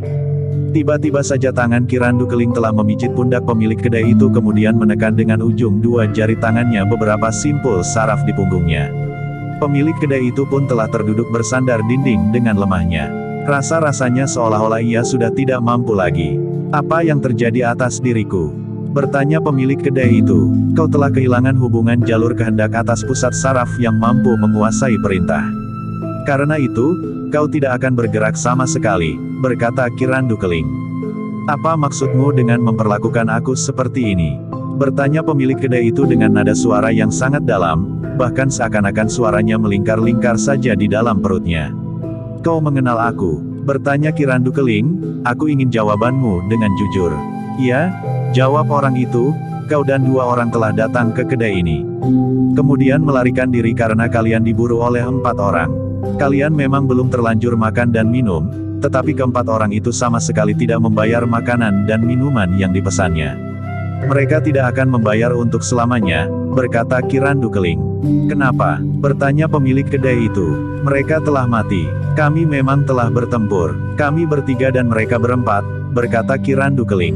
Apakah kedua orang kawanmu juga mati? Bertanya pemilik kedai itu. Tidak, mereka tidak mati, jawab Kirandu Keling. Dan sekarang, apa yang kau kehendaki? Bertanya orang itu. Kau mendengar salah seorang dari ke-4 orang itu menyebut anak muda yang datang ke kedaimu ini bersamaku. Bertanya Kirandu Keling. Pemilik kedai itu termangu-mangu. Namun kemudian ia menggeleng sambil menjawab, tidak. Aku tidak mendengarnya. Kirandu Keling mengerutkan keningnya.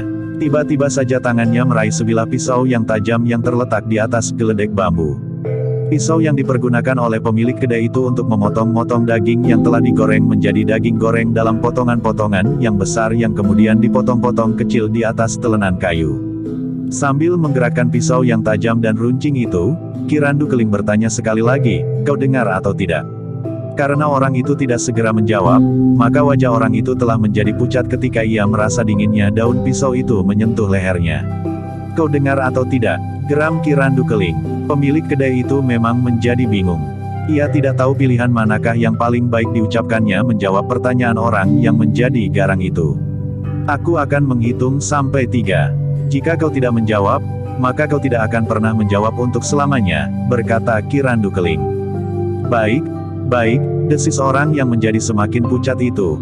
Aku memang mendengar orang itu menyebut nama anak muda yang bersamamu. Sebut nama itu, cepat, sebelum pisau ini memotong nadi di lehermu, berkata Kirandu Keling pula. Orang itu mengingat-ingat, kemudian katanya, Pulung. Namanya Pulung. Kirandu Keling mengangguk-angguk. Katanya, bagus, telingamu sangat tajam, dan ingatanmu baik. Tetapi jangan sebut nama siapapun yang kau dengar atau yang mirip dengan itu. Jangan kau katakan tentang kehadiran kami di kedai ini. Karena kau tahu, bahwa aku akan dapat membunuhmu seperti aku membunuh ke-4 orang yang akan membunuh kami itu. Orang itu memang menjadi gemetar. Sementara Kirandu Keling berkata seterusnya, berjanjilah. Aku percaya kepada janjimu, karena taruhannya adalah nyawamu. Tetapi jika akibat daripada itu sangat parah jika kau melanggar janjimu, maka taruhannya bukan sekedar nyawamu, tetapi nyawa keluargamu. Pemilik kedai itu benar-benar menjadi ketakutan. Dengan suara bergetar ia menjawab, baik Kisanak. Aku berjanji. Kirandu Keling menarik nafas dalam-dalam. Sambil mengangguk-angguk ia berkata, jangan membunuh diri dan jangan membunuh seluruh keluargamu. Baik Kisanak, jawabnya dengan suara yang masih saja gemetar. Sekarang aku mohon diri, berkata Kirandu Keling. Tetapi bagaimana dengan keadaanku sendiri? Orang itu berdesah dengan suara memelas. Kirandu Keling menarik nafas dalam-dalam. Ia pun segera menyentuh pundak orang itu, menolongnya duduk tanpa bersandar dan dengan kedua ujung jarinya menyentuh simpul-simpul saraf di punggung orang itu. Perlahan-lahan rasa-rasanya darahnya mulai mengaliri seluruh urat-urat nadinya kembali, sementara syarafnya mulai melakukan tugas-tugasnya dengan baik. Kehendaknya dapat berlaku sejalan dengan perintah di pusat syarafnya menuju ke seluruh anggota tubuhnya. Sejenak kemudian pemilik kedai itu telah dapat bangkit berdiri kembali. Kemudian mulai menggeliat dan menggerakkan anggota badannya untuk menguji, apakah semuanya telah berjalan dengan wajar. Sudahlah, berkata Kirandu Keling, bertanyalah kepada tetangga-tetanggamu, apa yang terjadi dengan ke-4 orang itu. Mereka akan menemukan ke-4 orang itu mati di Pategalan, karena mereka ingin memaksakan kehendaknya atas kami. Pemilik kedai itu tidak menjawab, sementara Kirandu Keling itu pun bertanya, berapa ke-4 orang yang mati itu seharusnya membayar? Karena aku telah membunuh mereka, maka biarlah aku yang membayarnya. Tidak usah Kisanak, biarlah makanan dan minuman itu aku ikhlaskan, jawab pemilik kedai itu. Kirandu Keling termangu-mangu sejenak. Namun ia pun kemudian berkata, terima kasih. Tetapi ingat, jangan membunuh diri dan apalagi membunuh seluruh keluargamu. Pemilik kedai itu tidak menjawab. Tetapi dengan perasaan yang kacau dipandanginya orang tua yang kemudian meninggalkan kedainya itu. Namun ia tidak bertiga sebagaimana ia datang sebelumnya. Orang aneh, berkata pemilik kedai itu, sesudah ia membunuh, maka ia masih juga sempat berpikir untuk membayar makanan dan minuman dari orang yang telah dibunuhnya itu. Tetapi sebenarnya lah, beberapa saat kemudian pemilik kedai itu memang mendengar, bahwa 4 orang telah terbunuh di Pategalan. Ternyata orang tua itu berkata sebenarnya, desis pemilik kedai itu kepada diri sendiri, yang terbunuh adalah 4 orang. Kedua orang kawan orang tua itu tentu selamat. Mungkin mereka hanya terluka dan bersembunyi di tempat yang sulit untuk diketemukan. Namun sementara itu, ketiga orang itu pun telah melanjutkan perjalanan. Mereka ingin segera pergi sejauh-jauhnya dari padukuhan yang telah menjerat mereka ke dalam pertempuran, bahkan yang telah memaksa mereka untuk membunuh. Namun bagi Ki Randu Keling, Ki Ajar Paguhan dan Puguh, persoalan yang baru saja mereka hadapi masih belum selesai dengan tuntas meskipun keempat orang itu sudah terbunuh, karena di belakang keempat orang putut itu adalah sebuah perguruan yang dipimpin oleh Ki Ajar Tulak. Perguruan yang tentu sebuah perguruan yang cukup besar. Ternyata bahwa perguruan itu telah melibatkan diri dalam pertempuran di tanah perdikan Semboyan. Ketiga orang itu pun kemudian tidak berniat lagi untuk singgah di sebuah kedai. Mereka membeli saja makanan dan minuman di pinggir jalan. Ketika mereka berpapasan dengan penjual dawet yang dijajakan dari padukuhan ke padukuhan dengan pemanis legen kelapa, maka mereka pun telah menghentikannya dan membelinya sepuas-puasnya untuk menghapus perasaan haus mereka. Ternyata mereka masih belum mencapai pintu gerbang kota Pajang ketika malam turun. Untuk menghindarkan diri dari dugaan yang kurang menguntungkan, maka mereka telah berhenti berjalan.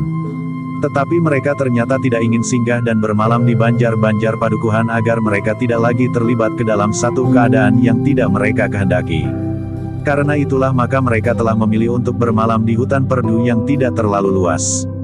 Bergantian mereka berjaga-jaga. Mereka memang harus berhati-hati. Bukan saja menghadapi orang-orang yang mungkin mengikuti jejak mereka, tetapi mungkin juga masih ada binatang buas yang berkeliaran di hutan perdu itu. Ketika matahari mulai membayang di timur, ketiganya telah bersiap-siap. Mereka menemukan sebuah parit untuk membersihkan diri sebelum mereka melanjutkan perjalanan. Sebelum tengah hari, ternyata mereka telah memasuki kota Pajang. Kota yang ramai. Namun yang pada saat-saat terakhir sedang dibayangi oleh kemelutnya gejolak seorang saudara seperguruan, sahabat dan bahkan penasehat yang paling dekat dengan Sultan Hadiwijaya sendiri, Ki Gede Pemanahan, yang telah merasa dikecewakan. Tetapi persoalan itu sama sekali tidak ada hubungannya dengan perjalanan Ki Randu Keling, Ki Ajar Paguhan dan Puguh yang menuju ke satu tempat yang memang dengan sengaja dirahasiakan dari siapapun juga. Puguh tiba-tiba saja merasa senang berjalan-jalan di kota Pajang yang ramai. Ia memang pernah datang ke kota itu. Tetapi sudah lama sekali, dan kedatangannya saat itu membuatnya sempat melupakan kegelisahannya. Ketika mereka melewati jalan di sebelah pasar, maka rasa-rasanya Puguh tidak mau beranjak. Meskipun hari sudah siang, tetapi ia sempat melihat betapa ramainya pasar itu. Semuanya ada di pasar itu. Sayur-sayuran, buah-buahan, alat-alat dapur dari bambu, dari kayu dan gerabah, sampai pandai besi yang membuat alat-alat pertanian yang ramai berdentangan. Tetapi Ki Randu Keling tidak ingin berhenti di kedai yang berjajar di pinggir pasar itu. Ia tidak mau mengalami kesulitan lagi. Karena itu, maka Ki Randu Keling membeli saja 3 bungkus nasi yang mereka bawa ke tempat yang agak sepi. Puguh memang tidak menghiraukan apapun juga ketika ia makan. Tetapi Ki Randu Keling dan Ki Ajar Paguhan masih juga harus melihat keadaan. Namun karena mereka berada di pinggir sebuah batas pekarangan yang berdinding tinggi di sebuah sudut padukuhan yang menghadap ke tempat terbuka, maka tidak ada orang yang sempat memperhatikannya. Baru beberapa saat kemudian, mereka meneruskan perjalanan mereka justru ke pusat kota. Puguh menjadi termangu-mangu ketika mereka memasuki sebuah jalan yang tidak terlalu lebar, bahkan kemudian mereka masih memasuki jalan yang lebih kecil, menuju ke tengah-tengah sebuah padukuhan di dalam kota Pajang. Dengan ragu-ragu Puguh berdiri di depan sebuah regol halaman rumah yang tidak terlalu luas. Sambil berpaling ke arah kakeknya Puguh itu pun bertanya, "Rumah inikah yang akan kita datangi?" "Ya," kakeknya mengangguk, "kita akan memasuki rumah ini. Rumah yang kita rahasiakan selama ini bahkan untuk waktu yang barangkali masih panjang." "Di rumah inikah ibu dan ayah disembunyikan?" bertanya Puguh. "Hati-hatilah," desis Ki Ajar Paguhan. Namun ketika Puguh memandangi sekitarnya, maka tidak terdapat seorang pun. Jalan sempit itu ternyata jalan yang sepi, sementara beberapa rumah yang tidak begitu baik berjajar di sepanjang jalan sempit itu. "Bersiaplah untuk menjumpai kedua orang tuamu," berkata Ki Ajar Paguhan. Puguh mengangguk-angguk, namun nampaknya wajahnya mulai menjadi tegang. Sementara itu gurunya berkata selanjutnya, ingat pesanku. Kau harus menjaga diri, agar tidak timbul persoalan baru atasmu. Agar aku tidak diusir oleh orang tuamu atau penghinaan-penghinaan lain yang dapat membuatku marah. Karena dalam keadaan demikian mungkin aku dapat lupa diri. Jika bukan aku yang membunuh ayahmu, maka dalam pengendalian diri yang demikian, aku tentu akan diusirnya. Puguh menundukkan kepalanya. Kau dengar Puguh? Desis kakeknya. Iya kakek, jawab Puguh, aku mengerti. Ki Randu Keling mengangguk-angguk. Sejenak kemudian, maka tangan Ki Randu Keling perlahan-lahan telah mendorong pintu regol itu yang ternyata tidak diselarak. Yang nampak kemudian adalah halaman yang tidak begitu bersih. Demikian pula rumah yang terdapat di seberang halaman itu. Beberapa batang pohon nampak menaungi pendapa yang kecil yang agak kurang terpelihara. Demikian mereka melangkah masuk, maka seorang perempuan separuh baya datang menyongsong mereka. Marilah Ki Randu Keling, perempuan itu mempersilahkan. Ki Randu Keling mengangguk-angguk. Katanya kemudian, aku datang bersama anak Warsi dan guru anak itu. Oh, perempuan itu mengangguk-angguk pula. Tetapi wajahnya bagaikan membeku. Puguh termangu-mangu melihat sikap perempuan itu. Sebagai seorang yang memiliki kemampuan olah kanuragan, maka Puguh melihat perempuan itu pada sikapnya tentu bukan perempuan kebanyakan. Adalah hampir di luar sadarnya ketika ia bertanya, siapakah perempuan ini kek? Perempuan itu mengerutkan keningnya. Sementara Ki Randu Keling menjawab, perempuan inilah yang selama ini merawat ibumu. Ia adalah bibimu sendiri, saudara sepupu dengan ibumu. Oh, maafkan aku bibi. Puguh pun kemudian mengangguk. Namun sikap perempuan itu masih saja beku. Ia memang mengangguk kecil, tetapi wajahnya sama sekali tidak berubah. Ki Ajar Paguhan hanya berdiri mematung saja. Tetapi nampaknya ia pun kurang senang melihat sikap perempuan itu. Marilah Ki Randu Keling, berkata perempuan itu mempersilahkan. Ki Randu Keling kemudian mengajak Ki Ajar Paguhan dan Puguh untuk naik ke pendapa dan duduk di atas sebuah tikar pandan yang sudah tidak nampak putih lagi. Sementara perempuan itu berkata, akan aku sampaikan kepada Ki Rangga bahwa kalian sudah datang. Sejenak kemudian perempuan itu telah hilang di balik pintu peringgitan. Apakah ayah dan ibu sudah lama tinggal di sini? Bertanya Puguh. Belum, jawab Ki Randu Keling, sejak ibumu terluka parah, sudah 3 kali berpindah tempat. Bibi itu pula yang selalu merawatnya. Bertanya Puguh. Iya, aku panggil bibimu untuk merawatnya, berkata Ki Randu Keling dalam nada rendah. Keingintahuan Puguh ternyata tidak tertahankan lagi, sehingga ia pun telah bertanya, apakah bibi juga seperti ibu yang juga memiliki kemampuan olah kanuragan? Menilik sikap dan geraknya, nampaknya bibi juga memiliki kemampuan seperti ibu. Ki Randu Keling mengangguk-angguk. Namun katanya, tetapi ibumu melaju lebih cepat dari saudara sepupunya itu. Meskipun demikian, ia termasuk seorang yang memiliki kemampuan tinggi. Puguh mengangguk-angguk, sementara Ki Ajar Paguhan sempat memperhatikan keadaan tempat itu. Rumah itu adalah rumah yang sederhana, meskipun susunannya agak lengkap. Rumah itu memiliki pendapa, peringgitan namun tanpa longgangan depan, tanpa gandok dan tanpa seketeng, tetapi memiliki serambi di kanan dan kiri. Beberapa saat kemudian, pintu peringgitan yang terbuat dari anyaman bambu yang bergerak ke samping itu telah terbuka. Yang berdiri di belakang pintu bambu anyaman itu adalah Ki Rangga, Warsi dan perempuan yang telah menerima ketiga orang memasuki halaman rumah itu. Demikian ketiga orang itu keluar dari pintu peringgitan, terdengar Warsi berkata dengan nada keras kepada Puguh, kenapa kau baru datang sekarang anak dungu? Jika ibumu mati saat itu, maka kau tidak akan dapat melihat aku lagi. Atau kau memang mengharapkan agar aku mati segera, sehingga kau sengaja tidak menampakkan diri sampai saat kematian itu datang. Puguh hanya menundukkan kepalanya saja. Sementara Warsi melangkah mendekat, duduk di tikar pandan itu pula bersama Ki Rangga Gupita dan saudara sepupunya sambil berkata selanjutnya, tetapi aku masih belum ingin mati. Perempuan laknat di tanah perdikan semboyan itulah yang harus mati lebih dahulu. Puguh sama sekali tidak menjawab. Ki Randu Kelinglah yang bertanya, bagaimana keadaanmu? Seharusnya kau bertanya kepada kami, keselamatan kami, perjalanan kami dan padepokan yang ditinggalkan oleh Puguh dan Ki Ajar Paguhan. Apakah kita masih memerlukan basa-basi itu? Bertanya Warsi. Kau ingin mendengar jawabku atau kau sudah mempunyai jawaban sendiri? Suara Ki Randu Keling agak tajam. Ternyata Warsi harus bergeser surut melihat sikap Ki Randu Keling. Karena itu, maka jawabnya kemudian, maaf. Aku agak terdorong oleh perasaanku melihat anak dungu itu. Anak yang mana? Anakmu itu? Bertanya Ki Randu Keling pula. Ya, tetapi bukan aku yang menurunkan kedunguan itu, sahut Warsi. Ki Randu Keling tidak bertanya lagi. Namun di luar sadarnya Pugu berpaling dan memandang Ki Rangga Gupita yang diduga adalah ayahnya sendiri. Tetapi tiba-tiba saja Ki Rangga pun membentak, kenapa kau memandang aku seperti itu? Bukan pula Ki Rangga, Warsi hampir berteriak. Sementara itu Ki Randu Keling berkata, apa sebenarnya yang ingin kalian lakukan atas anak itu? Bukankah kalian yang minta agar aku memanggilnya untuk menemui kalian bersama gurunya? Warsi menarik nafas dalam-dalam. Katanya, iya, aku yang minta agar anak itu dibawa kemari. Ia terlalu bodoh dan hatinya pun keras seperti batu. Ia sama sekali tidak tersentuh perasaannya mendengar ibunya terluka parah. Bahkan menengok pun tidak. Akulah yang melarangnya datang menengokmu sebelum keadaanmu bertambah baik, berkata Ki Randu Keling. Tetapi sampai sekian lamanya, bukankah aku sudah baik sejak beberapa waktu yang lalu, berkata Warsi pula. Apakah kau sudah merasa baik? Jika demikian, tidak ada gunanya lagi aku mengobatimu, berkata Ki Randu Keling, apalagi jika kau sendiri merasa bahwa kehadiranku, kebijaksanaanku dan rencana-rencanaku tidak berarti apa-apa lagi bagimu. Maaf Ki Randu Keling, Ki Rangga lah yang memotong. Yang kami katakan adalah sekedar luapan kejengkelan kami kepada anak kami yang sama sekali tidak tanggap atas peristiwa-peristiwa yang terjadi.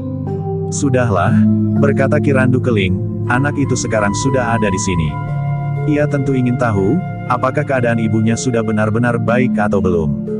Mungkin dalam penglihatan mata kita, kau sudah baik, sudah sembuh dan tidak nampak cacat sama sekali. Tetapi kau harus berterus terang kepada anakmu, bahwa kemampuanmu dan ilmumu, masih belum dapat dipulihkan kembali. Apakah itu perlu? Potong Warsi dengan serta-merta. Perlu sekali. Dengan demikian anakmu akan dapat menyesuaikan dirinya dengan keadaanmu, berkata Ki Randu Keling. Warsi menarik nafas dalam-dalam. Kemudian katanya, aku ingin mengatakan kepada anakku, agar ia benar-benar mempersiapkan dirinya untuk satu tugas yang berat. Ia memang sudah saatnya mengetahui, bahwa kami, orang tuanya, gagal merebut kembali hak kami atas tanah perdikan. Karena itu, maka ia harus bersiap untuk mengambil alih tugas itu. Wajah Pugu menjadi tegang. Hampir saja ia mempertanyakan tentang hak yang disebut-sebut oleh ibunya itu. Namun Ki Ajar Paguhanlah yang segera menyahut, aku sudah mencoba untuk menempanya. Pada dasarnya Pugu adalah seorang anak yang memiliki tubuh yang kuat, penalaran yang tajam dan perhitungan yang cermat. Jika ada kegagalan kemudian, bukan salah anak itu, tetapi salah gurunya. Aku sudah melihat kesalahan itu sekarang, berkata Ki Rangga Gupita, anak itu terlalu dimanjakan. Baik oleh gurunya maupun oleh kakeknya. Apakah jadinya seorang laki-laki yang menjadi hari kemudiannya? Apakah yang dapat dilakukan di umur dewasanya selain merengek dan merajuk? Ya, sambung Warsi, anak itu harus ditempa seperti baja. Ia harus mengalami laku yang berat dan barangkali untuk waktu yang lama agar ia dapat menimba ilmu yang benar-benar berarti. Bukan sekedar seperti bajing loncat di dahan-dahan kayu. Justru sekedar melarikan diri. Wajah Ki Ajar berkerut. Katanya, aku yang bertanggung jawab. Aku akan membuat anak ini bukan sekedar merengek dan merajuk. Aku akan membuat anak ini menjadi seorang laki-laki yang baik. Yang pantas disebut seorang laki-laki sejati. Apa yang kau maksudkan dengan laki-laki sejati? Bertanya Ki Rangga Gupita. Kau, seorang perwira dalam tugas sandi di Jepang tentu mengetahui apakah artinya seorang laki-laki sejati. Ia tidak sekedar tergantung pada kekuatan dan kemampuan ilmu, tetapi juga pada sikap dan tanggapan jiwani atas keadaan di lingkungannya. Nah, jika kau tidak sependapat, ambil anakmu kembali, berkata Ki Ajar Paguhan. Tetapi Ki Randu Keling menyahut dengan cepat, akulah yang menyerahkan anak itu kepadamu. Aku akan dapat menentukan apakah anak itu akan diambil kembali atau tidak. Tetapi anak itu adalah anakku, geram Warsi. Apalagi tentang anakmu, kau seakan-akan sudah tidak mempunyai hak lagi atas nyawamu. 2 kali aku menyelamatkanmu dari maut yang sudah melilitkan tangannya ke lehermu. Kau berhasil aku selamatkan. Apa katamu? Bertanya Ki Randu Keling. Itu bukan kemauanku, jawab Warsi. Kau adalah seorang yang dialiri darah yang bersumber sama dengan darahku. Itulah sebabnya aku terdorong untuk menyelamatkan nyawamu, berkata Ki Randu Keling. Tetapi Warsi masih membantah, aku tidak pernah merasa berhutang, karena yang terjadi bukan atas permintaanku. Aku juga tidak pernah berpikir untuk menagih hutang. Jika aku melakukannya, maka itu bukannya satu tagihan atas hutang yang belum terbayar, tetapi atas dasar satu keinginan untuk melakukannya. Ingat, aku dapat menolongmu dan menyelamatkan jiwamu. Tetapi aku juga dapat berbuat sebaliknya, berkata Ki Randu Keling. Namun Ki Rangga berkata, bukankah pada mulanya Ki Randu Kelinglah yang telah mendorong kami melakukan semua ini? Sampai seberapa jauh aku mendorong kalian melakukannya pada zaman pergolakan antara Jipang dan Pajang? Bertanya Ki Randu Keling, kemudian sejak kapan pula aku menarik diri dari kegiatan-kegiatan kalian yang tidak aku setujui? Ki Rangga menggeretakkan giginya, sementara wajah Warsi menjadi merah. Tetapi mereka memang tidak akan berani berbuat sesuatu terhadap Ki Randu Keling dan Ki Ajar Paguhan, karena mereka tahu pasti, tataran kemampuan ilmu kedua orang itu. Karena itu, maka Warsi pun mengalihkan pembicaraannya kepada anaknya, Puguh. Aku ingin tahu, apakah kau benar-benar seorang laki-laki? Aku belum ingin mengetahui kau laki-laki sejati atau bukan.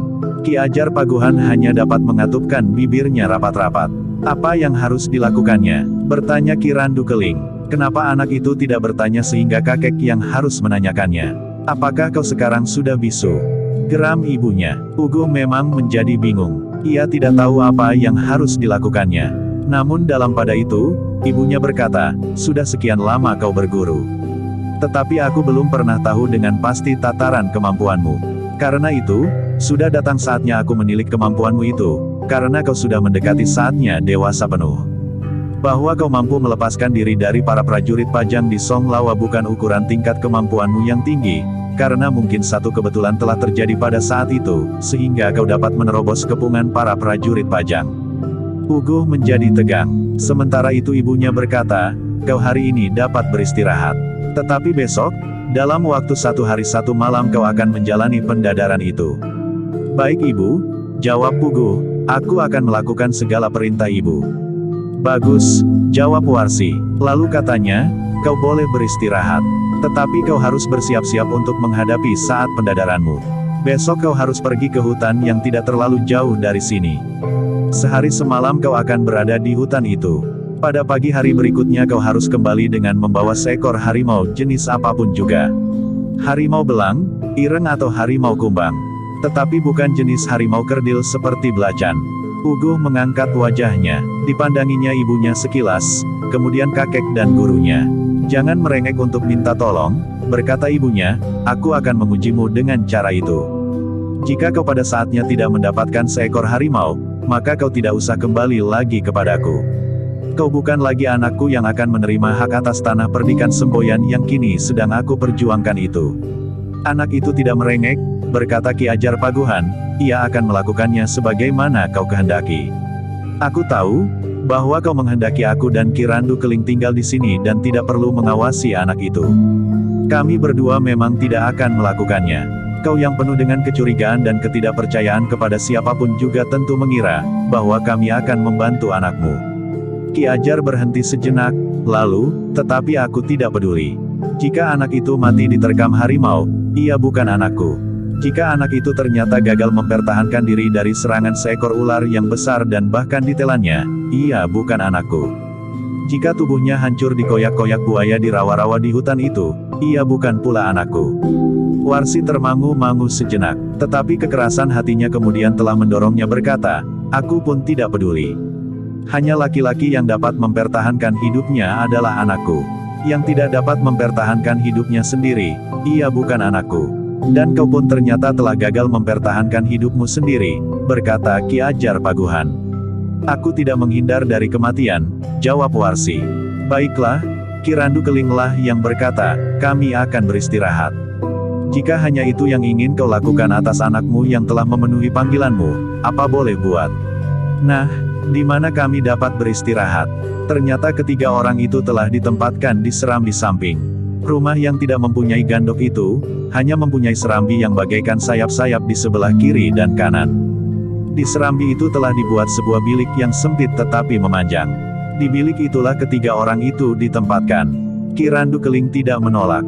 Meskipun ialah yang membawa kedua orang itu disertai sepupu Warsi ke rumah itu, dan bahkan menyembunyikan di situ, tetapi sikap orang-orang itu kadang-kadang membuat Ki Randu Keling marah. Sejak ketiga orang itu memasuki Serambi, Ki Rangga Gupita dan Warsi tidak menemui mereka lagi. Hanya saudara sepupunya sajalah yang datang untuk menghidangkan makanan dan minuman. Ki Randu Keling juga tidak begitu menghiraukan sikap orang-orang yang disembunyikannya di rumah itu. Bahkan Ki Randu Keling yang sebelum sampai ke rumah itu ingin memperingatkan Ki Rangga untuk berhati-hati karena orang-orang Ki Ajar Tulak selalu mencarinya menjadi segan berbicara. Aku akan mengatakannya jika Pugu berhasil menyelesaikan pendadarannya. Jika Pugu gagal, aku tidak akan mempedulikan kedua orang itu lagi, geram Ki Randu Keling di telinga Ki Ajar Paguhan pada saat Pugu pergi ke Pakiwan. Warsi memang gila, berkata Ki Ajar Paguhan, kebenciannya kepada Ki Wiradana telah menurun kepada anak kandungnya sendiri yang dilahirkannya dengan Ki Wiradana itu. Pugu sebenarnya tidak tahu apa-apa. Ia tidak bersalah. Kadang-kadang aku memang menyesal menyelamatkannya. Tetapi aku tidak dapat melupakan garis keturunannya. Ia keluargaku sendiri, sehingga bagaimanapun juga aku wajib menolongnya, desis Ki Randu Keling. Ki Ajar Paguhan hanya mengangguk-angguk saja. Tetapi ia tidak berbicara lagi. Ketika Pugu masuk ke dalam bilik itu lagi dari Pakiwan, maka ia pun bertanya, di mana letak hutan itu kek? Apakah di dalam kota ini ada juga hutan? Tentu tidak Pugu. Hutan itu ada di luar kota. Di sebelah selatan kota ini memang terdapat jalan menuju ke sebuah hutan. Hutan yang masih cukup lebat. Di dalam hutan itu tentu masih banyak terdapat harimau. Yang terbanyak tentu harimau loreng, karena jenis harimau itulah yang hidup di hutan-hutan di daerah ini. Meskipun ada juga jenis macan kumbang, jawab kakeknya. Besok aku harus pergi ke hutan itu kek. Tetapi apakah besok lusa aku harus membawa hasil buruanku itu kemari melalui jalan-jalan kota? Bertanya Pugu. Tentu tidak, jawab kakeknya, itu satu sikap yang bodoh. Bukankah dengan demikian kau akan menarik perhatian? Orang yang tidak memperhatikan meskipun ia sudah mengenalimu seperti salah seorang putut itu, akan tertarik perhatiannya karena kau membawa seekor harimau hasil buruan.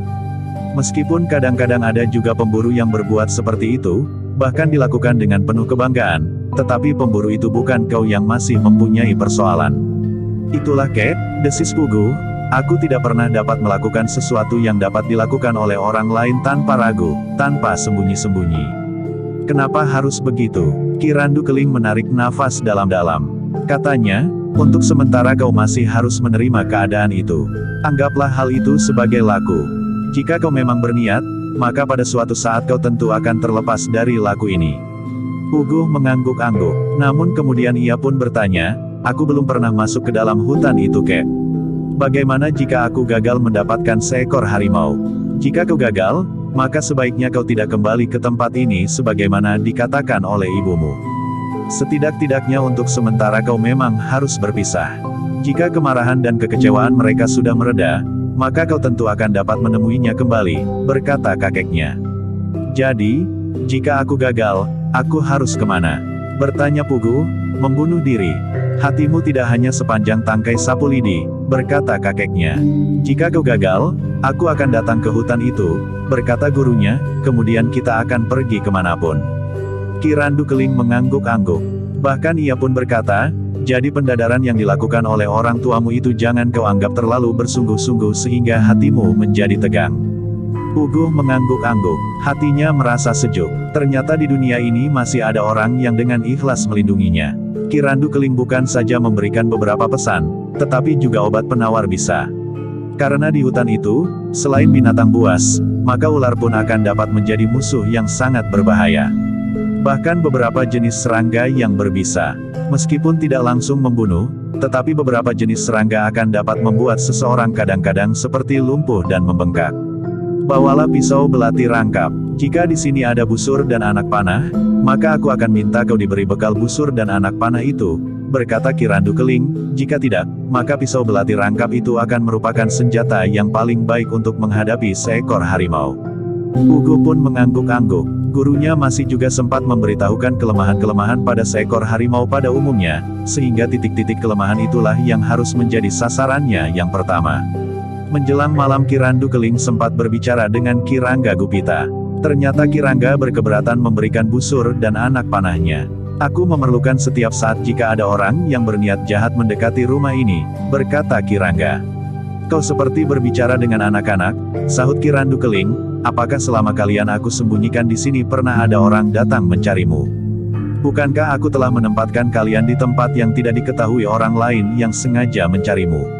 Seandainya ada orang datang kemari untuk menangkapmu, apakah kau dapat mempergunakan busur dan anak panah itu dengan baik? Tetapi Kirangga berkata, anak itu sedang menempuh pendadaran.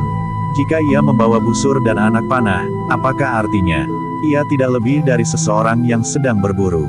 Jawabanmu yang terakhir ini agak masuk akal, berkata Kirandu Keling, tetapi pendadaran macam apa yang kalian lakukan atas anak itu? Menangkap atau membunuh seekor harimau tidak sejalan dengan kemampuan dalam olah kanuragan. Membunuh seekor harimau memerlukan keterampilan tersendiri. Berbeda dengan ketangkasan dalam olah kanuragan yang bukan saja memerlukan keterampilan, tetapi juga pengetahuan tentang unsur-unsur gerak, kelemahan-kelemahan pada tubuh seseorang dan watak dari setiap langkah yang dilakukan. Kau adalah seorang yang memiliki kemampuan olah kanuragan. Apakah kau melihat kesamaan antara olah kanuragan dan keterampilan menangkap seekor harimau? Kemampuan olah kanuragan akan dapat menjadi bekal yang baik. Seorang yang memiliki kemampuan olah kanuragan mempunyai kelebihan dari mereka yang tidak memilikinya. Menurut pendapatku ada kesamaan, bahkan banyak kesamaannya. Olah tubuh, kelenturan anggota badan dan bahkan seluruh badan, kecepatan gerak dan kekuatan. Jawab Kirangga, tetapi sebaliknya, seorang yang mampu membunuh seekor harimau dengan tangannya, belum tentu akan mampu menghadapi kemampuan olah kanuragan yang lebih rendah dari kemampuan yang dimiliki Pugu, berkata Kirandu Keling, karena membunuh seekor binatang memerlukan pengenalan khusus. Para pemburu dapat mengenali dengan baik watak-watak seekor binatang. Mereka tahu pasti kelemahan binatang buruannya, sebagaimana Pugu mengenali kelemahan seseorang. Ki Ajar Paguhan, memang tidak secara khusus mengajari Pugu untuk berkelahi dengan binatang buas, karena ia tidak menduga, bahwa pada suatu saat Pugu harus menghadapi pendadaran dengan cara ini. Tetapi Ki Ajar yakin, bahwa Pugu akan berhasil. Kita akan melihat besok lusa, berkata Kirangga. Kirandu Keling pun kemudian minta agar Pugu tidak membawa harimau yang diburunya itu ke dalam kota agar tidak menarik perhatian. Apa salahnya? Berkata Kirangga. Kirangga adalah bekas seorang perwira dalam tugas sandi. Apakah Kirangga yang bersembunyi di sini tidak melihat kelemahannya, jika Pugu membawa seekor harimau hasil buruannya kemari? Kirandu Keling justru bertanya. Kirangga Gupita menarik nafas dalam-dalam. Namun sebenarnya lah ia sependapat dengan Kirandu Keling. Tetapi agaknya Kirangga tidak mau memutuskan sendiri. Karena itu, maka Kirangga itu pun telah berbincang dengan Warsi. Mungkin ada orang yang perhatiannya mulai tertarik kepada rumah ini, berkata Kirangga. Warsi mengangguk-angguk, ia pun dapat mengerti, di rumah itu mereka berdua masih bersembunyi, karena keadaan Warsi. Lukanya belum sembuh sepenuhnya sementara kekuatan dan kemampuannya pun belum pulih kembali. Lalu apa yang sebaiknya kita lakukan? Bertanya Warsi. Biarlah anak itu meletakkan harimau itu di satu tempat, jawab Kirangga, aku akan pergi ke tempat itu bersama Kirandu Keling atau bersama Ki Paguhan. Salah seorang di antara keduanya akan berada di rumah ini. Warsi mengangguk-angguk, katanya, pergilah bersama gurunya. Aku tidak begitu senang kepada orang itu. Nampaknya ia bukan orang yang kita maksudkan, yang dapat membentuk Pugu menjadi seorang laki-laki. Ia cukup keras, jawab Kirangga, tetapi agak sombong dan harga dirinya terlalu besar sebagaimana juga Kirandu Keling. Tetapi apa salahnya Pugu tidak menjadi seorang laki-laki yang baik menurut kita? Biar saja ia menjadi cengeng dan perajuk yang tidak berarti apa-apa, meskipun pada satu saat kita dapat mempergunakannya. Tetapi tidak perlu kekuatan dan kemampuannya. Kita hanya memerlukan namanya, wujudnya dan justru kerapuhan sikapnya. Ia akan menjadi semacam golek kayu yang duduk di atas kedudukan seorang kepala tanah perdikan tanpa mampu memerintah. Ia hanya akan menjalankan perintah kita. Warsi mengangguk-angguk, katanya, jika perang terjadi dan Pajang kehilangan kesempatan untuk mengamati daerah kuasanya, maka kesempatan itu akan menjadi sangat baik. Namun dengan nada rendah Kirangga berkata, kita memerlukan pengikut yang baik, setia dan cukup banyak. Sementara itu, aku tidak tahu, apakah Ki Sumbaga, Ki Ajar Tulak dan sisa-sisa kekuatan Kalamerta masih tetap dapat kita pergunakan kelak. Warsi mengangguk-angguk, katanya, baiklah, berkatalah kepada Kirandu Keling. Biarlah Pugu membawa hasil tangkapannya itu ke tempat yang ditentukan. Atau Pugu sendirilah yang akan mati. Aku tidak peduli, kita masih memerlukan anak itu, berkata Kirangga. Warsi mengangguk-angguk, katanya, kadang-kadang aku telah kehilangan niat untuk menempuh jalan lewat tanah perdikan semboyan. Maksudmu? Bertanya Kirangga, kenapa kita terikat pada tanah perdikan itu? Bertanya Warsi, aku masih mempunyai harapan. Betapapun kecilnya, lewat tanah perdikan itulah jalan yang paling dekat yang dapat kita tempuh. Kecuali jika kita sudah melepaskan segala macam mimpi yang manapun, berkata Kirangga. Baiklah, kita masih akan mempergunakan tanah perdikan, itu sebagai batu pijakan atau kita hanya akan sampai ke tanah perdikan itu sendiri, berkata Warsi. Itu lebih baik daripada berkeliaran tanpa tempat untuk hinggap, berkata Kirangga, tetapi sebagai seorang yang bercita-cita, kita harus tetap memegang teguh pada ujung dari cita-cita itu. Kita sudah terlanjur basah, karena itu kita harus menyeberang. Warsi mengangguk-angguk. Sementara itu, Kirangga pun telah menemui Ki Randu Keling dan menyatakan persetujuannya untuk bertemu di satu tempat.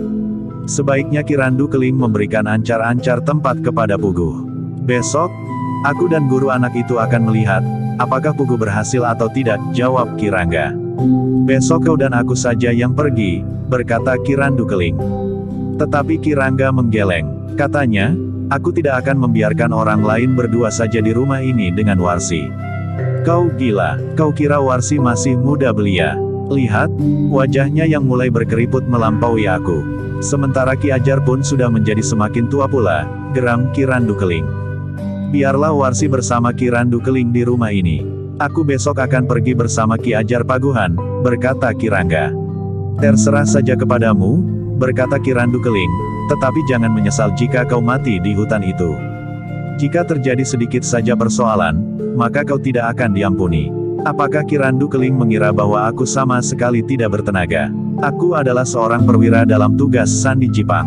Aku memiliki kemampuan sebagaimana para perwira Jipang yang lain, geram Kirangga. Tetapi Ki Randu Keling tertawa. Katanya, kemampuanmu tidak lebih dari debu yang berhamburan bagi Ki Ajar Paguhan. Tetapi jika kau ingin pergi bersamanya, pergilah. Aku akan menunggui Warsi di sini. Kirangga tidak menjawab, sementara Ki Randu Keling telah meninggalkannya dan kembali ke Serambi. Dengan singkat telah dikatakannya kepada Ki Ajar, bahwa Pugu memang tidak akan membawa hasil buruannya ke rumah itu. Karena itu, mereka pun harus menentukan ancar-ancar tempat di mana Pugu akan menunggu. Bersambung ke jilid 19.